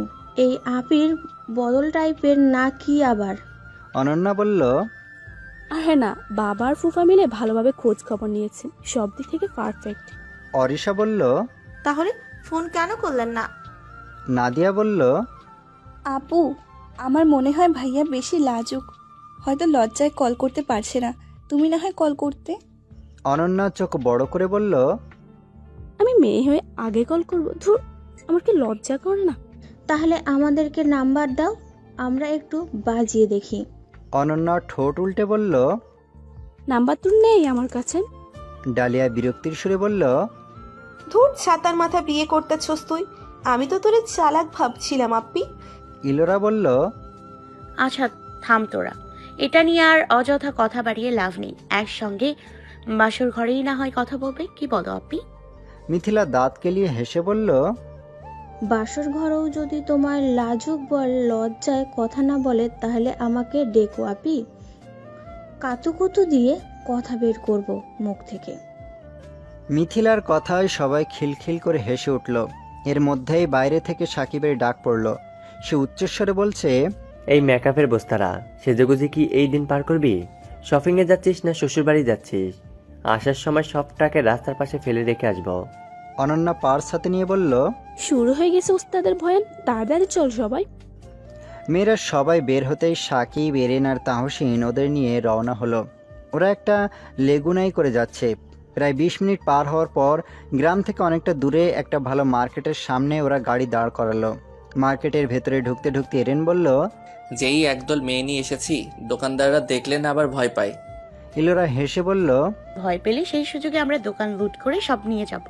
তাহসিন বলল। হ্যাঁ, লুট করবি তোরা, আর পুলিশ এসে তোদের সাথে আমাদেরও জেলে নিয়ে যাবে। সাকিব হঠাৎ দাঁড়িয়ে পড়ে মেয়েদের উদ্দেশ্যে বলল, এই শোন, আমরা ওদিকটা যাচ্ছি। মেয়েদের সাথে দোকানে ঢুকে মাথা খারাপ করতে চাই না আমি। তোরা গিয়ে কেনাকাটা করে নে। অনন্যা বলল। তোকে নেবে না আমাদের সাথে, যাবান। সাকিব তাচ্ছিল্যের স্বরে বলল, নিয়ে এলাম আমি, আর আমাকে নিবে না বলছেন? তুই আমাকে কি নিবি? তোকেই তো আমি নিয়ে এলাম। এরেন সাকিবকে অন্যদিকে টেনে নিয়ে যেতে যেতে বলল, সাকুরে, তুই এত ঝগড়াটে কবে হইলি? সাকিব কপাল কুঁচকে বলল, আমাকে তোর ঝগড়াটে মনে হয়? মনে তো হইতো না, আজ তো হাতে নাতে প্রমাণ পাইলাম। সাকিব পাল্টা জবাবে কিছু বলার আগেই ওর ফোন বেজে উঠল। পকেট থেকে ফোন বের করে দেখলো রনি ফোন করেছে। ফোন রিসিভ করে বলল, হ্যাঁ রনি, কত দূর তুই? ওপাশ থেকে রনি বলল, প্রায় পৌঁছে গেছি, আর 10 মিনিটের মতো লাগবে। সাকিব কিছু একটা ভেবে বলল, আচ্ছা, আমি বাস স্ট্যান্ডে আসছি। বাস থেকে নেমে তুই ওখানে ওয়েট কর আমার জন্য। রনি বলল, ওকে। সাকিব ফোন রাখতে এরেন বলল, চল আমিও যাই। সাকিব বাধা দিয়ে বলল, দরকার নেই, তোরা এখানেই থাক। এখানে সব মেয়েরা আছেন, সবাই চলে গেলে ওদের দিকে খেয়াল রাখবে কে? এরেন নিচের ঠোঁট কামড়ে কিছু একটা ভেবে বলল, তাও ঠিক, আচ্ছা তুই যা, আমি আর তাহসিন এখানে আছি। সাকিব মাথা দুলিয়ে বলল, ওকে, আমি রনিকে নিয়ে এখানেই আসবো, তারপর সবাই একসাথে বাড়ি ফিরবো। এরেন মাথা নেড়ে সম্মতি জানালো। সাকিব এগিয়ে গিয়ে মেয়েদের সবাইকে বলে মার্কেট থেকে বেরিয়ে একটা অটোরিকশা ডেকে বাস স্ট্যান্ডের উদ্দেশ্যে রওনা দিল। বাস স্ট্যান্ডে পৌঁছে কিছুক্ষণ খোঁজাখুঁজি করার পর রনিকে পেয়ে গেল। রনিকে নিয়ে আবার সে ওই অটোরিকশায় উঠে বসলো। তারপর সোজা সেই মার্কেটে চলে গেল। এরেন ওদের দিকে এগিয়ে এসে হেসে বলল, কি মিস্টার রনি আহমেদ, একলা একা বাস জার্নি কেমন কাটলো? রনি দুঃখী দুঃখী গলায় বলল, ফিলিং সিঙ্গেলদের দুঃখ রে মামা। সাকিব টিটকারি করে বলল, জারিনকে দরকার ছিল নাকি মামা? বাইরে তোরা এই মিথ্যা ধারণা নিয়ে বেঁচে আছিস, বলতো আমারে। আমাদের ধারণা মিথ্যা না, তোর কথা মিথ্যা। এরেন রনির উদ্দেশ্যে বলল, এবার ঢাকায় গিয়ে সত্য মিথ্যে প্রমাণ করে দেব মামা। তোকে আর জারিনকে মুখোমুখি দাঁড় করিয়ে জিজ্ঞেস করব, তখন বোঝা যাবে কোনটা সত্য আর কোনটা মিথ্যা।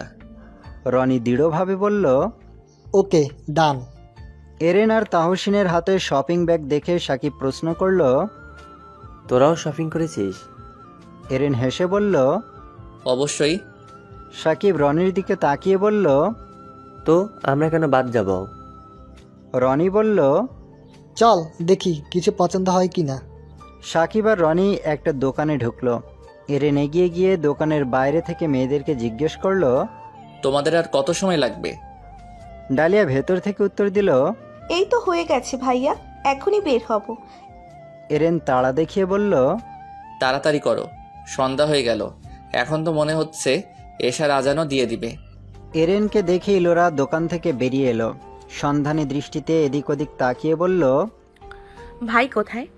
এরেন অভিমান ভরা কণ্ঠে বলল, সব সময় জিজ্ঞেস করো ভাই কোথায়, কখনো তো জিজ্ঞেস করো না বর কোথায়। ইলোরা হেসে বলল, তুমি তো আমার কাছেই দাঁড়িয়ে আছো। এরেন বলল, কাছে কোথায়, মাঝখানে প্রায় 1 হাত দূরত্ব। ইলোরা আরো হেসে উঠল। এরেন ভ্রুকুটি করে বলল, সব কথাই হাসতো যে, মার্কেটে কাউকে পছন্দ হয়েছে নাকি? ইলোরা মুখ টিপে হেসে উপর নিচে মাথা দোলালো। এরেন এদিক ওদিক তাকিয়ে বলল, কোন হতভাগা আমার বউ কেড়ে নিয়ে আর মতলব করলো? ইলোরা চোখ দিয়ে আরেক দিকে ইশারা করে দেখিয়ে বলল, ওই দেখো। এরেন ইলোরার দৃষ্টি অনুসরণ করে সেদিকে তাকিয়ে প্রশস্ত হাসল। তারপর সেদিক থেকে দৃষ্টি ফিরিয়ে ইলোরার দিকে তাকাতে ইলোরা ভুরু নাচিয়ে বলল, কিউট না? এরেন আরেকবার সেদিকে তাকিয়ে মুস্কি হেসে ইলোরার দিকে কিছুটা ঝুঁকে বলল, খুব কিউট। তোমাকে যখন আমার বাড়ি নিয়ে যাব তখন এমন একটা কিউট বেবি হবে আমাদের। মুখ বন্ধ করো, এটা মার্কেট, তোমার বাসা না। কথাটা বলে ইলোরা দোকানের দিকে পা বাড়াতে লাগলো। এরেন পেছন থেকে ইলোরার ডান হাতটা খপ করে ধরে ফেলল। ইলোরা ঘুরে দাঁড়িয়ে হাত মোচড়াতে মোচড়াতে নিচু স্বরে বলল, কি করছো? এখানে সবাই আছে, কেউ দোকান থেকে বের হলে সর্বনাশ হবে, ছাড়ো। এরেন ইলোরার হাতের মুঠোয় একটা শপিং ব্যাগ ধরিয়ে হাত ছেড়ে দিয়ে বলল, যাও। ইলোরা একবার হাতের ব্যাগের দিকে আরেকবার এরেনের মুখের দিকে তাকিয়ে প্রশ্ন করল, কি এটা? এরেন মুচকি হেসে বলল, বাড়ি গিয়ে খুলে দেখো। ইলোরা আর কিছু বলার আগে এরেন অন্যদিকে চলে গেল। শপিং শেষ করে যখন সবাই একত্রে মার্কেট থেকে বের হলো তখন সন্ধ্যা 7টা বাজে। সাকিব সবাইকে উদ্দেশ্য করে বলল, কেউ কিছু খাবি? তাহলে একটা রেস্টুরেন্টে বসি, চল। মিথিলা লাফিয়ে উঠে বলল, কেউ না খেলেও আমি খাবো, চলো চলো। একে একে সবাই রাজি হলো। সবাই মিলে মার্কেটের পাশের একটা রেস্টুরেন্টে ঢুকে বসলো।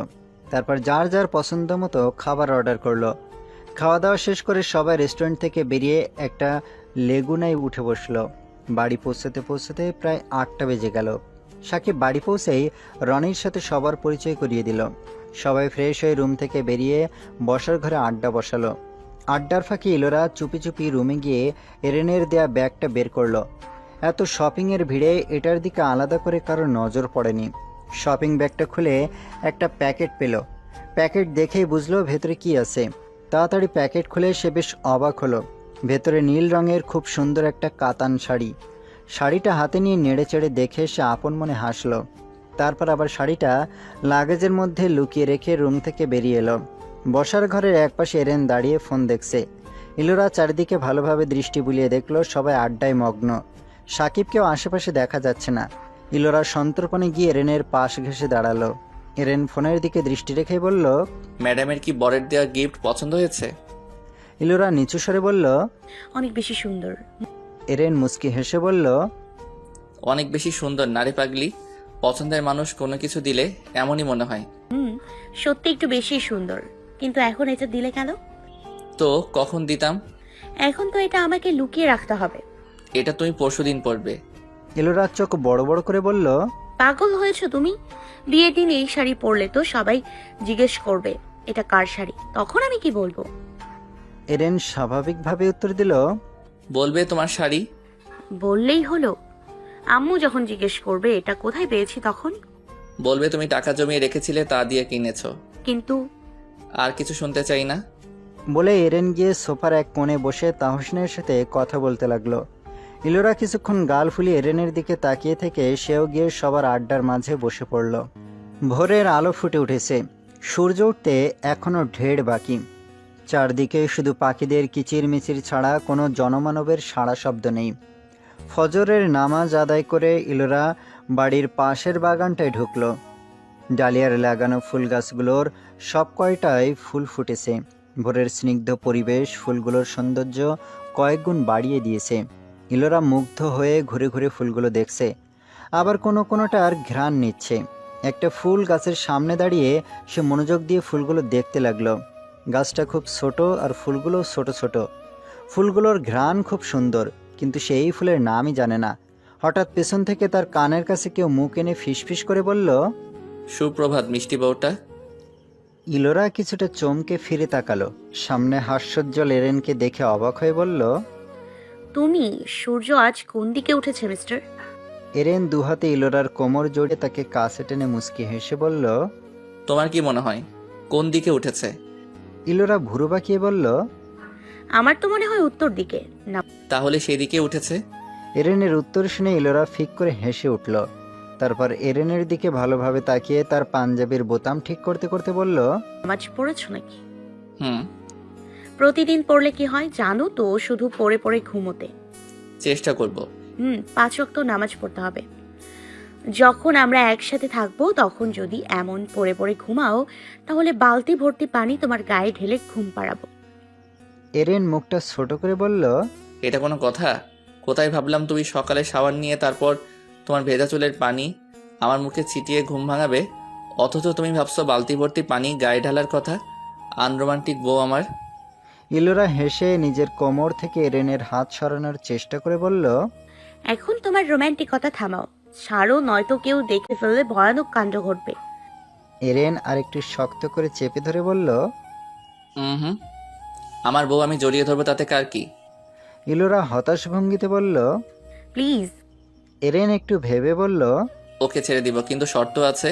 কি? প্রথম যেদিন আমার কাছে এসে শক্ত করে জড়িয়ে ধরেছিলে, ঠিক সেদিনের মতো আজ আবার একবার শক্ত করে জড়িয়ে ধরো। আমি তো তোমার কাছেই আছি। তাতে হবে না, শর্ত পূরণ করতে হবে। ইলোরা গাল ফুলিয়ে এরেনের দিকে তাকিয়ে রইল। এরেন ঠোঁট টিপে হেসে চলেছে। ছোটাছুটি করেও এরেনের হাত থেকে ছুটতে না পেরে ইলোরা দুহাতে এরেনের গলা জড়িয়ে বুকে মুখ গুজল। এরেন হেসে শক্ত করে প্রেয়সীকে জড়িয়ে ধরে কানের লতিতে আলতো করে চুমু খেল। ইলোরা বিড়বিড় করে বলল, অসভ্য। এরেন হাসি মুখে বলল, সারা জীবন এই অসভ্যতামি সহ্য করতে হবে মিসেস জামান। ইলোরা হেসে এরেনের বুক থেকে মাথা উঠিয়ে গলা ছেড়ে দিয়ে বলল, আরো এবার। এরেন ইলোরাকে মুক্ত করে দিয়ে বলল, একটু কাছে এলেই তোমার ছাড়ো ছাড়ো গানে আমি পাগল হয়ে যাই। পুরোপুরি পাগল হয়ে যেদিন কোথাও হারিয়ে যাব, সেদিন আমার কাছে আসার জন্য ব্যাকুল হয়ে উঠবে, কিন্তু তখন আর কোথাও আমাকে খুঁজে পাবে না। ইলোরার মুখটা চুপসে গেল। এত সুন্দর একটা মুহূর্তে এমন বাজে কথা মুখে না নিলে কি হতো? সে উল্টো পথে হাঁটা দিয়ে থমথমে গলায় বলল, লাগবে না তোমাকে। এরেন দৌড়ে গিয়ে পেছন থেকে ইলোরার হাত টেনে ধরল। ইলোরা হাত মোচড়াতে মোচড়াতে বলল, ছাড়ো। এরেন ইলোরার দুহাত নিজের হাতের মুঠোয় নিয়ে হেসে বলল, এই পাগলি, রাগ করো কেন? তোমার কাছ থেকে হারিয়ে যাওয়ার সাধ্য আমার আছে নাকি? আমি তো সারা জীবন তোমাকে বুকে জড়িয়ে বেঁচে থাকতে চাই। ইলোরা গোমড়া মুখে অন্যদিকে তাকিয়ে রইল। এরেন ইলোরার মুখভাব দেখে মুচকি হেসে বলল, একটা জিনিস দেখবে? ইলোরা এবার প্রশ্নভরা দৃষ্টিতে এরেনের দিকে তাকালো। এরেন ইলোরার হাত ছেড়ে দিয়ে পকেট থেকে ফোন বের করলো। তারপর মিনিট খানেক ফোন ঘেটে তারপর ইলোরার সামনে ফোনটা ধরলো। ইলোরা ফোনের স্ক্রিনে তার নিজের ছবি দেখে অবাক হয়ে এরেনের দিকে তাকালো, কারণ এটা আরও 6 মাস আগের ছবি। 6 মাস আগে যেদিন তাদের বিয়ে হয়েছিল, সেদিন রাতে ডালিয়া আর সে শাড়ি পরে একসাথে এই বাগানের বড় গাছের নিচের বেঞ্চটায় বসে গল্প করেছিল। কিন্তু তখনকার ছবি এরেনের ফোনে এলো কিভাবে? এই ছবিটা তো সে তোলেনি। এরেন ইলোরার অবাক চেহারা দেখে হেসে বলল, খুব অবাক হয়েছো তাই না? এটা 6 মাস আগের ছবি, এই বাগান থেকে তোলা। মনে পড়ে তুমি আর ডালিয়া শাড়ি পরে ওই বেঞ্চটায় বসে আড্ডা দিচ্ছিলে? হ্যাঁ, আমাদের বিয়ের দিন। কিন্তু এই ছবি কে তুললো? তুমি? সেদিন রাতে রুমে একা একা ভালো লাগছিল না বলে আমি বাইরে বের হয়ে এই বাগানের কাছে এসেছিলাম। তারপর হঠাৎ একটা মেয়েলি হাসি শব্দ কানে যায়। সেদিকে একটু এগিয়ে দেখি আমার সদ্য বিয়ে করা বউ পরি সেজে বসে আছে। সেদিন চাঁদের আলোয় এই পরিটার স্নিগ্ধ মুখটা দেখে আমি কিছু সময়ের জন্য থমকে গিয়েছিলাম। আমার কি হয়েছিল জানি না, কিছু না ভেবেই হঠাৎ ফোন বের করে ক্লিক করে বসেছিলাম। তারপর অবশ্য বুঝতে পেরেছিলাম কাজটা ঠিক হয়নি, কিন্তু ছবিটা ফোনে থেকে গিয়েছিল। আমি মাঝে মাঝে এই ছবিটা দেখতাম। আমার মনে হয় এই ছবিটা দেখতে দেখতেই তোমার প্রতি আমার মনে দুর্বলতা তৈরি হয়েছে। ইলোরা এক ভুরু উঁচিয়ে সুর টেনে বলল, আচ্ছা, প্রথম দিনেই তাহলে বউয়ের প্রেমে পড়েছিলে? এরেন বলল, তখন প্রেমে পড়িনি, মায়ায় পড়েছিলাম। তারপর যখন আবার দেখা হয়েছিল, তখন আস্তে আস্তে প্রেমে পড়ে গিয়েছিলাম। ইলোরা সরু চোখে তাকিয়ে বলল, বুঝলাম, প্রেমে পড়েছো, মায়ায় পড়েছো, ভালোবাসোনি। এরেন মৃদু হাসল। ইলোরা মুখ ভেঙচে কেটে অভিমানী গলায় বলল, যাও, লাগবে না তোমার ভালোবাসা। এরেন ইলোরার হাত ধরে বাড়ির দিকে পা বাড়িয়ে বলল, দেখা যাবে। দুজন যখন বাড়িতে ঢুকলো, তখন পূর্ব আকাশে সূর্যের তীব্র আলো ছড়িয়ে পড়তে শুরু করেছে। বাড়িতে ঢোকার আগে এরেন ইলোরার হাত ছেড়ে দিল। ওরা বসার ঘরে ঢুকে দেখলো সেখানে সাকিব, রনি, তাহসিন, মিথিলা, অরিশা আর নাদিয়া বসে আছে। রনি ওদের দুজনকে একসাথে দেখেই সরু চোখে তাকিয়ে প্রশ্ন করলো, তোরা কোথায় গিয়েছিলি? এরেন গিয়ে সাকিবের পাশে বসতে বসতে বলল, বাইরে ঘুরে দেখছিলাম একটু। ইলোরাও বাইরে ছিল, তাই একসাথে ফিরলাম। ইলোরা চুপচাপ ওপরে চলে গেল। কিছুক্ষণের মধ্যেই ডেকোরেশনের লোকেরা চলে এলো। সাকিব আর ডালিয়ার চাচাতো ভাই নাইম মিলে তাদের ভালোভাবে বুঝিয়ে দিল কোথায় কিভাবে সাজাতে হবে। মালিহা বেগম সকালের নাস্তার জন্য সবাইকে ডাকাডাকি শুরু করে দিলেন। তার ডাকে একে একে সবাই এসে খেতে বসলো। ডেকোরেশনের লোকজন তাদের কাজে লেগে পড়েছে। তারা একটানা দুপুর পর্যন্ত কাজ করলো। তারপরে বাড়িতেই দুপুরের খাবার খেলো। বিকালের মধ্যেই আত্মীয় স্বজনে বাড়ি ভর্তি হয়ে গেল। ডেকোরেশনের কাজ এখনও সম্পূর্ণ হয়নি দেখে সাকিব, এরেন আর রনিও কাজে লেগে পড়ল। রাতের খাবারের জন্য বাবুর্চি আনা হয়েছে। তারা এসে রান্না শুরু করে দিয়েছে। হলুদের স্টেজ করা হয়েছে ছাদে। ছাদটা খোলামেলা বলে সাকিবই ছাদে হলুদের অনুষ্ঠান করার সিদ্ধান্ত নিয়েছে। অনুষ্ঠান শুরু হবে সন্ধ্যার পরপরই। এরেন আর সাকিব ছাদের ডেকোরেশন চেক করছিল। মাগরিবের কিছুক্ষণ আগে এরেন সাকিবকে বলল, ওই সাকু, আমি নিচে যাচ্ছি, তুই আয়। সাকিব বলল, আচ্ছা যা। এরেন দোতলার সিঁড়ি অবধি নামতেই সামনে পড়ল ইলোরা। ইলোরা তাকে দেখে ভুরু কুঁচকে বলল, এত ঘেমেছো কিভাবে তুমি? এরেন বলল, ছাদে ছিলাম, ডেকোরেশনের লোকজনের সঙ্গে একটু কাজ করেছি, তাই ঘেমে গেছি। ও যাও, এই টি শার্ট চেঞ্জ করো আর ঘাম মুছে নাও, ঠান্ডা লেগে যাবে। ইলোরা কথাটা বলার সঙ্গে সঙ্গে এরেন তার গায়ের ওড়না টেনে নিয়ে ঘাম মুছতে লাগলো। ইলোরা দুহাতে ওড়না টেনে ধরে হন্তদন্ত হয়ে বলল, আরে আরে কি করছো, কেউ দেখে ফেলবে। এরেন ঘাম মোছা শেষ করে ওড়না ছেড়ে দিয়ে বলল, দেখলে আমার কি, আমারই তো বউ। ইলোরা হেসে অন্যদিকে চলে গেল। এরেন সিঁড়ি বেয়ে নিচে নামতে নিতেই দেখলো সিঁড়ির গোড়ায় রনি দাঁড়িয়ে সন্ধিহান দৃষ্টিতে তার দিকে তাকিয়ে আছে। এরেন তাকে দেখেও না দেখার ভান করে নিচে নেমে এলো। রনি ভুরু নাচিয়ে বলল, ইরেন জামান, এখনো কি বলবেন? কোনো কাহিনী নেই? এরেন স্বাভাবিকভাবেই বলল, কোন কাহিনী? রনি কোমরে দুহাত দিয়ে দাঁড়িয়ে বলল, ডং করার জায়গা পাও না মিয়া। আমি এইমাত্র যা দেখলাম তা কি ভুল? তুই কি অন্ধ? একদম না। তাহলে অবশ্যই ঠিক দেখেছিস। শালা, আমি তো সেটাই বলছি। ইলোরাকে নিজের বোন ভাবিস তো? অবশ্যই। তাহলে আমি তোর শালা, তুই আমার শালা। কথাটা বলে এরেন রনিকে পাশ কাটিয়ে চলে গেল। রনি আহাম্মকের মতো কিছুক্ষণ দাঁড়িয়ে থেকে বিড়বিড় করে বলল, শালা থুক্ক, বন্ধু ডুবে ডুবে জল খাও। সন্ধ্যার পরপর একে একে সবাই ছাদে যেতে লাগলো। হলুদের সব আয়োজন সম্পন্ন হয়েছে, কিন্তু মেয়েদের দল এখনো রুম থেকে বেরোনোর নামও নিচ্ছে না। সাকিব বারবার নিচে গিয়ে তাড়া দিচ্ছে, তবু তারা শুধু বলছে আর 5 মিনিট। অথচ তাদের 5 মিনিট শেষ হতে হতে 20 মিনিট পার হয়ে গেছে। সাকিব এবার কিছুটা রেগে গেল। তার রাগ শোনে সঙ্গে সঙ্গে মেয়েরা সুরসুর করে রুম থেকে বেরিয়ে এলো। অনন্যাকে নিয়ে সবাই মিলে ছাদে উঠল। সব মেয়েদের পরনে হলুদ শাড়ি। অনন্যা ছাড়া সবার সাজ একই রকম। অনন্যা ফুলের গহনা পরেছে, তাই তার সাজও আলাদা লাগছে। ছেলেরা এক একজন এক এক রকমের পাঞ্জাবি পরেছে। মেয়েরা ছাদে উঠতেই সবার মাঝে কেবল একজনের দিকেই দৃষ্টি পড়ল এরেনের, তার নিজের মানুষটা। হলুদ শাড়িতে ইলোরাকে তার চোখে হলুদ পরি বলে মনে হচ্ছে, যার বিচরণ শুধু তারই রাজ্য জুড়ে। এরেনকে তার দিকে মুগ্ধ দৃষ্টিতে তাকিয়ে থাকতে দেখি ইলোরা মুচকে হাসল। অনন্যাকে নিয়ে স্টেজে বসানো হলো। সবার আগে বড়রা অনন্যাকে হলুদ ছোঁয়াতে গেল। ফটোগ্রাফার একে একে সবার ছবি তুলছেন। মেয়েরা সবাই সেলফি তুলতে ব্যস্ত। ডালিয়া খেয়াল করলো তাহসিন হাঁ করে শুধু তাকেই দেখছে। সে সরু চোখে তাহসিনের দিকে তাকিয়ে এক ভুরু নাচালো, যার অর্থ হাঁ করে তাকিয়েছিস কেন? তাহসিন মুচকি হেসে ডানে বামে মাথা দোলালো। রনি এরেনের পাশে দাঁড়িয়ে বকবক করেই চলেছে। কতদিনের সম্পর্ক, কিভাবে হলো, কেউ বুঝলো না কেন, আমার কাছে স্বীকার করলি না কেন, টাইম পাস করছিস না ট্রু লাভ, সাকিব জানলে কি হবে, ইত্যাদি ইত্যাদি। এরেন বিরক্ত হয়ে ওকে দিল এক ধমক। রনি মেয়েদের মতো মুখ বাঁকিয়ে বলল, ভয় পাই না তোকে, তাছাড়া তোর কি ভয় করছে না? এই তো জেনে গেলাম তোর প্রেমের খবর। এখন যদি আমি সাকিবকে বলে দিই? এরেন পাত্তা না দিয়ে বলল, তাতে আমার কিছু যায় আসে না। রনি আরও কিছু বলার আগেই এরেন সেখান থেকে সরে গেল। বড়দের সবার হলুদ ছোঁয়ানো শেষ হয়েছে। এখন সব ছেলেমেয়েরা একে একে হলুদ ছোঁয়াচ্ছে। এর মধ্যেই তারা এক একজনের গালে হলুদ লাগানো শুরু করেছে। ইলোরাও সবার সাথে আনন্দ করছে। হঠাৎ এরেন ডালিয়ার হাত থেকে কিছুটা হলুদ নিয়ে ইলোরার পিছনে দাঁড়িয়ে তার গালে ছোঁয়ালো।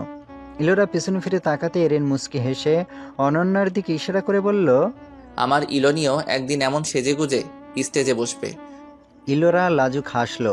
এরেন ইলোরার দিকে কিছুটা ঝুঁকে বলল, তোমাকে খুব সুন্দর লাগছে লজ্জাবতী, একদম হলুদ পরীর মতো। আমি ভাবছি কাল কেমন লাগবে, আমি তো হার্ট অ্যাটাক করব। ইলোরা হেসে বলল, আমার বর বাবুকেও খুব হ্যান্ডসাম দেখাচ্ছে। এখানকার কোনো মেয়ের নজরে না পড়লেই হয়। বরকে নিজের আঁচলের নিচে লুকিয়ে রেখে দিলেই পারো। ইলোরা এরেনের ডান গালে হলুদ মাখিয়ে বলল, আঁচলের নিচে লুকাতে হবে না, আমার বর সারা জীবন আমারই থাকবে। ওদের দুজনের কথার মাঝে সেখানে রনি এসে দাঁড়ালো। ইলোরা রনিকে দেখে কিছুটা ভড়কে গেল। সে একটা শুকনো ঢোক গিলে এরেনের দিকে তাকাতেই এরেন চোখের ইশারায় তাকে আশ্বস্ত করলো। ইলোরা দ্রুত সেখান থেকে সরে গেল। এরেন একরাশ বিরক্তি নিয়ে রনির দিকে তাকালো। রনি হতাশ ভঙ্গিতে বলল, তোরে দিন বাইরে। সবার হলুদ ছোঁয়ানো আর ফটোগ্রাফি চলল রাত 9টা পর্যন্ত। তারপর রাতের খাবারের জন্য সবাইকে নিচে ডাকা হলো। একে একে সবাই ছাদ থেকে নেমে গেল। নিচে গিয়ে খাওয়া দাওয়া শুরু হলো। খাওয়া দাওয়া শেষ করে মেয়েরা সবাই রুমে গিয়ে শাড়ি পরিবর্তন করলো। নাইম সবাইকে ডেকে নিয়ে বাড়ির উঠানে গোল করে চেয়ার পেতে আড্ডা বসালো। সিদ্ধান্ত নেওয়া হলো সবাই মিলে গলা ছেড়ে গান গাইবে। সাকিব রনিকে বলল, এসেছিস যখন গিটারটা সঙ্গে আনতে পারলি না? রনি মুখ গোমড়া করে বলল, এত কিছু মনে ছিল না, তোরা মনে করে দিতে পারলি না। তাহসিন বলল, থাক, যেটা নেই সেটার কথা বলে আর লাভ নেই। এক কাজ করা যায়, আমরা না হয় স্টিলের বাটি বা গামলা পিটিয়ে গান করি। তাহসিনের কথায় সবাই সায় দিল। ডালিয়া গিয়ে বাড়ির ভেতর থেকে স্টিলের 2টা গামলা আর 3টা বাটি নিয়ে এলো। এরেন আর নাইম গামলা 2টো নিল, আর বাটি 3টা নিল সাকিব, তাহসিন আর রনি। রনি গিয়ে উঠানের পাশ থেকে শুকনো ডাল ভেঙে নিয়ে এলো। তারপরই শুরু হলো গামলা আর বাটি পিটিয়ে ননস্টপ গান। ছেলেরা গলা ফাটিয়ে গান ধরেছে আর মেয়েরাও মাঝে মাঝে সুর মিলাচ্ছে। ওদের গানের শব্দে বড়রা কেউ কেউ বাড়ির ভেতর থেকে ডাক ছাড়লেন। তাতে ওরা গলার স্বর কিছুটা কমিয়ে দিল, কিন্তু গান থামালো না। অনন্যা আর নাদিয়া ঘুম পাচ্ছে বলে উঠে বাড়ির ভেতরে চলে গেল। তারপর একে একে সবাই উঠতে লাগলো। শেষে বাকি রইল শুধু এরেন, ইলোরা, ডালিয়া আর রনি। রনি ডালিয়াকে বলল, ডালিয়া চলো, আমরাও চলে যাই। ওরা দুজনে বোধহয় আজকে রাতটা ওখানে বসে পার করতে চায়। ডালিয়া হেসে চেয়ার ছেড়ে উঠে দাঁড়ালো। তারপর রনি আর সে বাড়ির ভেতরে চলে গেল। ইলোরাও উঠে দাঁড়ালো।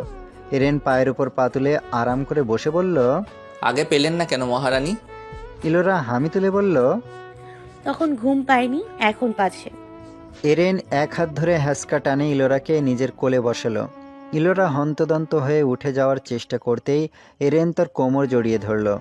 ইলোরা বাড়ির দিকে ভীত দৃষ্টিতে তাকিয়ে নিচু স্বরে বলল, এখানে অন্তত এমন করো না প্লিজ, বাড়ি থেকে কেউ বেরিয়ে এমন অবস্থায় দেখে ফেললে যা তা কাণ্ড ঘটে যাবে।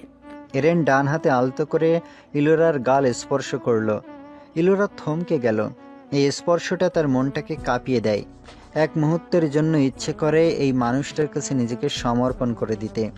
এরেন ইলোরার মুখটা একটু কাছে এগিয়ে নিয়ে এসে চোখে চোখ রেখে বলল, এসবে আমার ভয় নেই ইলোনি। যে যাই ভাবুক, আমরা তো জানি আমরা একে অপরের কি, তাতেই হবে। কারো ভয়ে আমি তোমার থেকে দূরে থাকতে পারবো না। আমি তো চাই সারাক্ষণ এই মেয়েটাকে নিজের বুকে আগলে রাখতে। ইলোরা পারল না ওই দৃষ্টির সামনে বেশিক্ষণ টিকে থাকতে। সে চোখ বন্ধ করে শক্ত করে এরেনকে জড়িয়ে ধরল।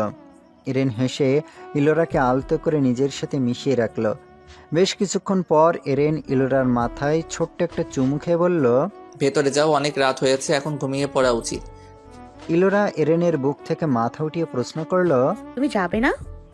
এরেন বলল, তুমি যাও, আমি আসছি। ইলোরা মাথা দুলে এরেনের কোল থেকে উঠে দাঁড়ালো। তারপর আর এরেনের দিকে না তাকিয়ে সোজা বাড়ির ভেতরে হাঁটা দিল। এরেন ইলোরার চলে যাওয়া পথের দিকে তাকিয়ে মৃদু হাসল। ভোর হতেই বাড়ির বড়রা সবাই কাজে লেগে পড়েছে। তাদের হাঁক ডাকে ছোটরাও সবাই একে একে বিছানা ছাড়ছে। বাবুর্চিরা সকাল সকাল চলে এসেছে। তারা সকালের খাবার তৈরি করতে লেগে পড়েছে।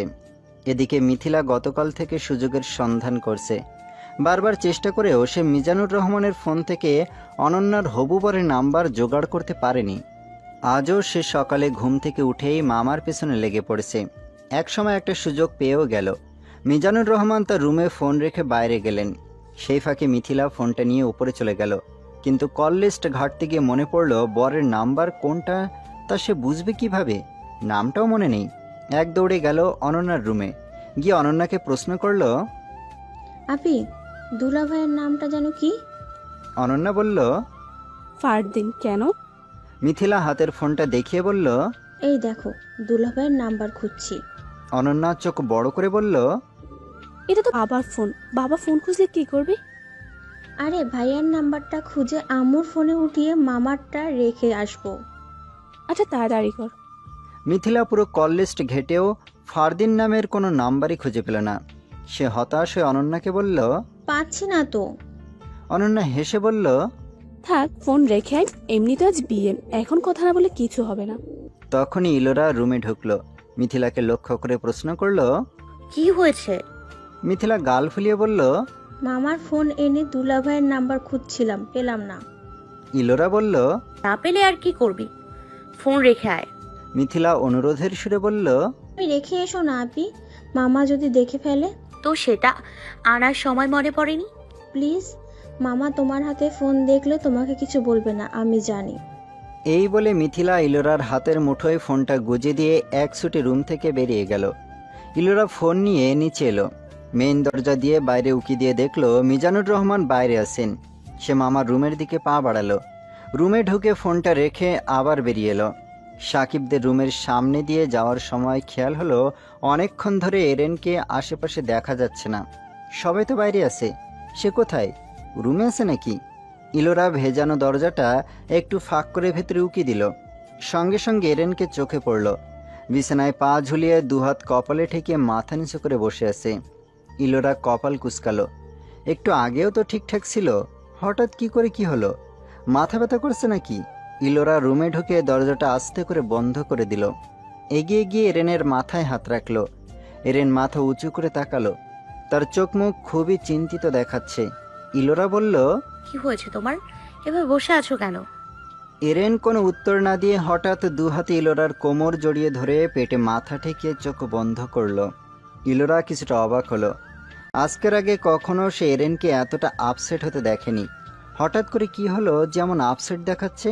ইলোরা এরেনের মাথায় হাত বুলিয়ে বলল, কি হয়েছে, মাথা ব্যথা করছে? এরেন তবু চুপ। সে এতটা জোরে আঁকড়ে ধরে আছে যে ইলোরা নড়াচড়াও করতে পারছে না। ইলোরা বার কয়েক জিজ্ঞেস করেও এরেনের থেকে কোনো উত্তর পায়নি।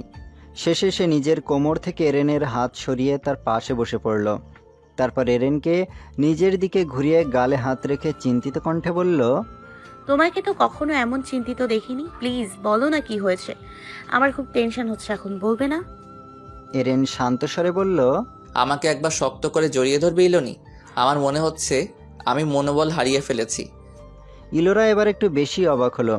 যে ছেলেটা সব পরিস্থিতিতে নিজেকে স্বাভাবিক রাখতে জানে সে কিনা বলছে মনোবল হারিয়ে ফেলছে। এরেন অসহায় দৃষ্টিতে ইলোরার দিকে তাকিয়েছে। ইলোরার কান্না পেয়ে যাচ্ছে মানুষটার হঠাৎ পরিবর্তন দেখে। সে এগিয়ে গিয়ে এরেনের গলা জড়িয়ে ধরে কাঁধে থুতনি রাখল। এরেন দু হাতে শক্ত হয়ে ইলোরাকে জড়িয়ে ধরে তার ঘাড়ে মুখ গুজে চুপ করে রইল। ইলোরা কেঁপে উঠল। আজ যেন এরেনকে অপরিচিত লাগছে। এরেনের নীরবতায় ইলোরার ভয়ও লাগছে। অনেকক্ষণ নীরবতায় কাটিয়ে ইলোরা বলল, এখন কিন্তু আমার কান্না পাচ্ছে। এরেন নিচু স্বরে বলল, কান্না পেলেও কাঁদবে না, তাহলে আমি একেবারে শক্তিহীন হয়ে পড়ব। তাহলে বলছো না কেন, কি হয়েছে? আমার কি চিন্তা হয় না? এরেন কিছু বলার আগেই বাইরে থেকে তাহসিন ডেকে বলল, এরেন ভাই, সাকিব ভাই খেতে ডাকছে। এরেন ইলোরাকে ছেড়ে দিয়ে সোজা হয়ে দাঁড়িয়ে গলা উঁচিয়ে বলল, তুমি যাও, আমি আসছি। দরজার ওপাশে আর কোনো শব্দ পাওয়া গেল না। এরেন বড় একটা শ্বাস নিয়ে দরজার দিকে পা বাড়াতেই ইলোরা উঠে গিয়ে তার এক হাত ধরে ফেলল। এরেন ঘুরে দাঁড়িয়ে ইলোরার গালে হাত বুলিয়ে হাসার চেষ্টা করে বলল, ইটস ওকে, একদম ঠিক আছে আমি, চিন্তা করো না, চলো। ইলোরাকে আর কোনো কথা বলার সুযোগ না দিয়ে এরেন দরজা খুলে দ্রুত পায়ে রুম থেকে বেরিয়ে গেল। ইলোরা কিছুক্ষণ সেখানেই ঠায় দাঁড়িয়ে রইল। তারপর সেও রুম থেকে বেরিয়ে গেল। সবাই সকালের নাস্তা করতে ব্যস্ত। ইলোরাকে দেখে মালিহা বেগম ডেকে বললেন, অমি, সবাই খেতে বসেছে, তুই ঘুরঘুর করছিস কেন? তাড়াতাড়ি খেতে বস। ইলোরা এগিয়ে গিয়ে একটা খালি চেয়ার পেয়ে বসে পড়ল। তার সোজাসুজি এরেন বসে খাচ্ছে। ইলোরা খাবার মুখে দিতে দিতে খেয়াল করলো এরেন শুধু খাবার নাড়াচাড়া করছে আর দু একবার মুখে তুলছে। খাওয়ার দিকে একদমই মনোযোগ নেই তার। সাকিব হঠাৎ এরেনকে লক্ষ্য করে বলল, এরেন, তুই তো খাচ্ছিসই না। এরেন গ্লাস থেকে এক ঢোক পানি খেয়ে বলল, ক্ষুধা নেই রে, খেতে ইচ্ছে করছে না আর। এরেন উঠে চলে গেল। ইলোরা আহত দৃষ্টিতে তাকিয়ে রইল তার দিকে। নাদিয়া ইলোরার পাশের চেয়ার থেকে ফিসফিস করে বলল, ভাইয়া অসুস্থ নাকি? কেমন যেন দেখাচ্ছে। ইলোরা হতাশ কণ্ঠে বলল, জানি না, বললো তো ঠিক আছে। খাবার শেষ করে ইলোরা অনেকবার চেষ্টা করলো এরেনের সাথে কথা বলার, কিন্তু সুযোগ পেল না। আত্মীয় স্বজনে বাড়ি গিজগিজ করছে, বাবুর্চিদের রান্নার ধুম লেগে গেছে, খাবারের গন্ধে চারিদিক ম ম করছে। দুপুর 12টা বাজতেই মেয়েরা সাজগোজে ব্যস্ত হয়ে পড়ল। অনন্যাকে রেডি করার আগে সবাই রেডি হওয়ার সিদ্ধান্ত নিল। ইলোরা এরেনের দেয়া শাড়িটা লাগেজ থেকে বের করতেই ডালিয়া অবাক হয়ে বলল, এটা কোন শাড়ি? তুই তো আসার সময় এই শাড়ি আনিসনি। ইলোরা খুব ভালো করেই জানে এমন প্রশ্নের মুখোমুখি হতে হবে। সে কোনো মতে জবাব দিল, এটা আমি কিনেছি। কবে? পরশুদিনে মার্কেট গিয়ে। কখন কিনলি? আমরা তো কেউ দেখলামই না। তো এখন দেখো। ডালিয়া সন্ধিহান দৃষ্টিতে তাকালো। মেয়েরা সবাই রেডি হয়ে অনন্যাকে রেডি করতে লেগে পড়ল। জোহরের নামাজের পর বরযাত্রী আসবে।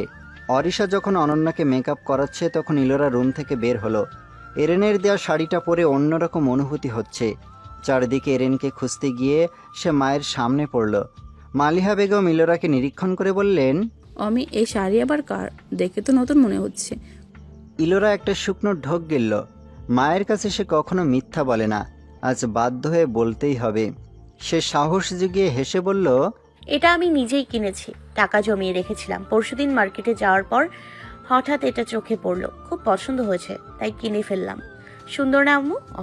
মালিহা বেগম হেসে বললেন, খুব সুন্দর হয়েছে, তোকেও খুব মানিয়েছে শাড়িটাতে। মালিহা বেগম নিজের কাজে চলে গেলেন। ইলোরা হাঁপ ছেড়ে বাঁচল। কিছুক্ষণ খোঁজাখুঁজি করে এরেনকে পেয়েও গেল। এরেন তার সাথে ম্যাচিং করে নীল পাঞ্জাবি পরেছে। সে ইলোরাকে দেখে হাঁ করে তাকিয়ে রইল। তার চোখে ইলোরাকে আজ বাকি সব দিনগুলো থেকে কয়েকগুণ বেশি সুন্দর লাগছে। শাড়িটাই খুব মানিয়েছে মেয়েটাকে। মনে হচ্ছে এই শাড়িটা অন্য কারো পরনে এতটা মানাতো না। এরেনের দৃষ্টি দেখে ইলোরা লাজুক হাসল। এরেন আশেপাশে দৃষ্টি বুলিয়ে ইলোরার কাছে গিয়ে সময় নিয়ে কপালে চুমু খেলো। ইলোরার চিবুক স্পর্শ করে মুখটা উঁচু করে ধরে বলল, এমন পরিসেজে আমার কাছে এলে সত্যি সত্যি অসভ্যতামি করে বসবো, তখন কিন্তু আমার দোষ দিতে পারবে না মহারানী। ইলোরা লজ্জা পেয়ে এরেনের বুকে মুখ লুকালো। এরেন ইলোরাকে আর একটু লজ্জায় ফেলার জন্য ফিসফিস করে বলল, বিয়ের 6 মাস হয়ে গেল, অথচ আজ পর্যন্ত বাসর হলো না। আমার মতো পোড়া কপাল মনে হয় দ্বিতীয় কোনো ছেলের নেই। ইলোরা লজ্জায় কোনো কথা বলতে পারল না, শুধু এরেনের পিঠে ছোট্ট একটা চিমটি কাটল। এরেন ইলোরাকে ছেড়ে দিয়ে হেসে বলল, বেশিক্ষণ এমন আঠার মতো লেগে থাকলে আমি আবার অসভ্য হয়ে যেতে পারি, তাই কোনো অঘটন ঘটানোর আগে মুক্ত করে দিলাম। সব অঘটন তোলা রইল ম্যাডাম। ইলোরা মুচকে হেসে বলল। ইলোরা দ্রুত পায়ে সেখান থেকে সরে গেল। অনন্যাকে রেডি করতে করতে 2:09 বেজে গেল। বরযাত্রী আরও আগে আসার কথা ছিল, কিন্তু তাদের দেরি হচ্ছে দেখে মিজানুর রহমান আর সাজিদ হোসেন বরের বাবা আর বোনকে ফোন লাগালো, কিন্তু কয়েকবার ফোন করেও তাদের পাওয়া গেল না। বারবার রিং হয়ে কেটে যাচ্ছে, কিন্তু কেউই ফোন তুলছে না। ঘড়ির কাঁটা 3টার ঘরে পৌঁছালো, তবু বরযাত্রীদের কোনো খবর পাওয়া গেল না। 3:15-তে বরের বাবার ফোন এলো। মিজানুর রহমান স্বস্তির নিঃশ্বাস ফেলে ফোন রিসিভ করলেন, কিন্তু ফোনের ওপাশ থেকে হবু বেয়ায়ের করুণ কণ্ঠের কথাগুলো শুনে তিনি স্তব্ধ হয়ে গেলেন। সাজিদ হোসেন তার পাশেই ছিলেন। তিনি চিন্তিত কণ্ঠে জিজ্ঞেস করলেন, কি হয়েছে ভাইজান, কোনো সমস্যা? মিজানুর রহমান ধপ করে পাশের একটা চেয়ারে বসে পড়লেন। মাথায় এক হাত দিয়ে ধরা গলায় বললেন, এতদিনের মান সম্মান মনে হয় আর বাঁচাতে পারবো না সাজিদ, ছেলে পালিয়েছে। সাজিদ হোসেন চমকে উঠে বললেন, মানে? ছেলে এই বিয়েতে রাজি ছিল না, তার বাবা জোর করে রাজি করিয়েছিল। ছেলের অন্য মেয়ের সাথে সম্পর্ক আছে। বরযাত্রী রওনা দেওয়ার আগেই সে সবার চোখে ফাঁকি দিয়ে পালিয়ে গিয়েছে। ছেলে যে এই বিয়েতে রাজি ছিল না তা আমরা জানতাম না। এখন কি হবে সাজিদ? গ্রামের মানুষ এসব কথা শুনলে ছিছি করবে। আমার মেয়েটাকে কত কথা শুনতে হবে। মিজানুর রহমানের কথা শুনে সাজিদ হোসেন হতবাক হয়ে গেলেন। এমন একটা দিনে এমন খবর শোনার পর কী বা বলার থাকতে পারে? মিজানুর রহমানকে সান্ত্বনা দেওয়ার মতো কোনো কথাই তিনি খুঁজে পেলেন না। বাড়ির ভেতরে গিয়ে কথাটা বলতে আলিয়া বেগম কান্নায় ভেঙে পড়লেন। আলিয়া বেগমের কান্নার শব্দে অনেক মানুষ জড় হয়ে গেছে। ইতোমধ্যে চারপাশে কানাকানিও শুরু হয়ে গেছে। খবরটা একসময় অনন্যার কানেও পৌঁছল। বিয়ের কিছুক্ষণ আগে বিয়ে ভাঙার কথা শুনে সে পাথরের মতো নিশ্চুপ হয়ে বসে রইল। বুঝে উঠতে পারল না এই মুহূর্তে তার কেমন রিয়াক্ট করা উচিত। ছোটদেরও সবার মুখ কালো হয়ে গেছে। চারপাশের অবস্থা বেগতিক দেখে সাজিদ হোসেন বড়দের নিয়ে অনন্যার রুমে গেলেন। এর কারণ কেউই বুঝে উঠতে পারল না। ছোটদের মধ্যে শুধু ডালিয়া, নাইম আর সাকিবকে ভেতরে ডাকা হলো। বাকি সবাই বাইরে দাঁড়িয়ে চিন্তায় হাঁসফাঁস করছে। এরেন ইলোরার পাশে গিয়ে তাকে সান্ত্বনা দিয়ে বলল, চিন্তা করো না। ইলোরা চিন্তিত কণ্ঠে বলল, আব্বু সবাইকে নিয়ে নানু আপির রুমে গেলে কেন বলো তো? এরেন বলল, কি জানি, বুঝতে পারছি না, অপেক্ষা করে দেখি। প্রায় 20 মিনিট পর অনন্যার রুম থেকে সবাই বেরিয়ে এলো। সবার সাথে অনন্যাও এলো। সবার মুখভাব গম্ভীর দেখাচ্ছে। বিয়েতে যাদের নিমন্ত্রণ করা হয়েছিল তাদের বেশিরভাগই খেয়ে দিয়ে চলে গেছে বরযাত্রী আসতে দেরি হচ্ছে বলে। কেউ কেউ কৌতূহলবশত থেকে গেছে। এখন বাড়ির ভেতরে শুধু অনন্যার আত্মীয় স্বজনরা। ছোটরা সবাই কৌতূহলী দৃষ্টিতে বড়দের দিকে তাকিয়েছে। অনন্যা কাঁদছে। সবার মুখভাব দেখে কেউ কিছু আন্দাজও করতে পারছে না। বড়রা সবাই অনন্যাকে নিয়ে গিয়ে বসার ঘরে বসালো। ছোটরাও তাদের পেছন পেছন চলে এলো কিছু জানার আগ্রহে। সাজিদ হোসেন এরেনকে ডেকে বললেন, এরেন, কাজী সাহেব কোথায়? এরেন বলল, বাইরে বসে আছে। ওনাকে ভেতরে নিয়ে আসো। সাজিদ হোসেনের কথা শুনে ছোটরা সবাই প্রশ্নভরা দৃষ্টিতে তার দিকে তাকালেও কারো সাহস হলো না প্রশ্ন করার। এরেন গিয়ে কাজীকে ভেতরে ডেকে নিয়ে এলো। সাজিদ হোসেন কাজীকে বসতে বললেন। কাজী সাহেব বসার পর তিনি বললেন, বিয়ে পড়ানো শুরু করুন ভাই। ছোটরা ফ্যালফ্যাল করে সাজিদ হোসেনের মুখের দিকে তাকিয়ে রইল। বরই তো নেই, বিয়ে কার সাথে? কাজী সাহেব বললেন, আপনি শুরু করুন, বর এখানেই আছে। বরের নামের জায়গায় আব্দুল্লাল সাকিব লিখুন। সাজিদ হোসেনের কথাটা শুনে কক্ষ মধ্যে যেন ছোটখাটো একটা বাস পড়ল। ছোটরা সবাই অবাক হয়ে বড়দের মুখের দিকে তাকিয়ে রইল। সাজিদ হোসেন সেটা বুঝতে পেরে সবার উদ্দেশ্যে বললেন, ভাইজান, আর আশনুর সম্মান বাঁচানোর জন্য আমি সাকিবের সাথে অনুর বিয়ের সিদ্ধান্ত নিয়েছি। আর এতে সবার মত আছে, সব দিকে বিবেচনা করে সিদ্ধান্ত নেওয়া হয়েছে। তাই তোমরা এটা দ্বিধাগ্রস্ত হও না। সাকিব এক পাশে ভাবলেশীনভাবে দাঁড়িয়েছে। সাজিদ হোসেন তাকে ডেকে অনুর পাশে বসালেন। অনুর কান্না ক্রমাগত বাড়ছে। কাজী সাহেব বিয়ে পড়ানো শুরু করলেন। রেজিস্ট্রি পেপারে সাইন করার সময়ও অনু কান্নায় ভেঙে পড়ায় সাজিদ হোসেন বললেন, মারে, তোর জীবনে এমন একটা ঘটনা আল্লাহ লিখে রেখেছিল, তাই এমন হচ্ছে। ভেঙে পড়িস না মা, তুই আমার আর এক মেয়ে হয়ে আমার বাড়িতে উঠবি। তোর সুখে একটুও কমতে হবে না, কাঁদিস না, সাইনটা কর। মিজানুর রহমানও ধরা গলায় বললেন, সাইন কর মা।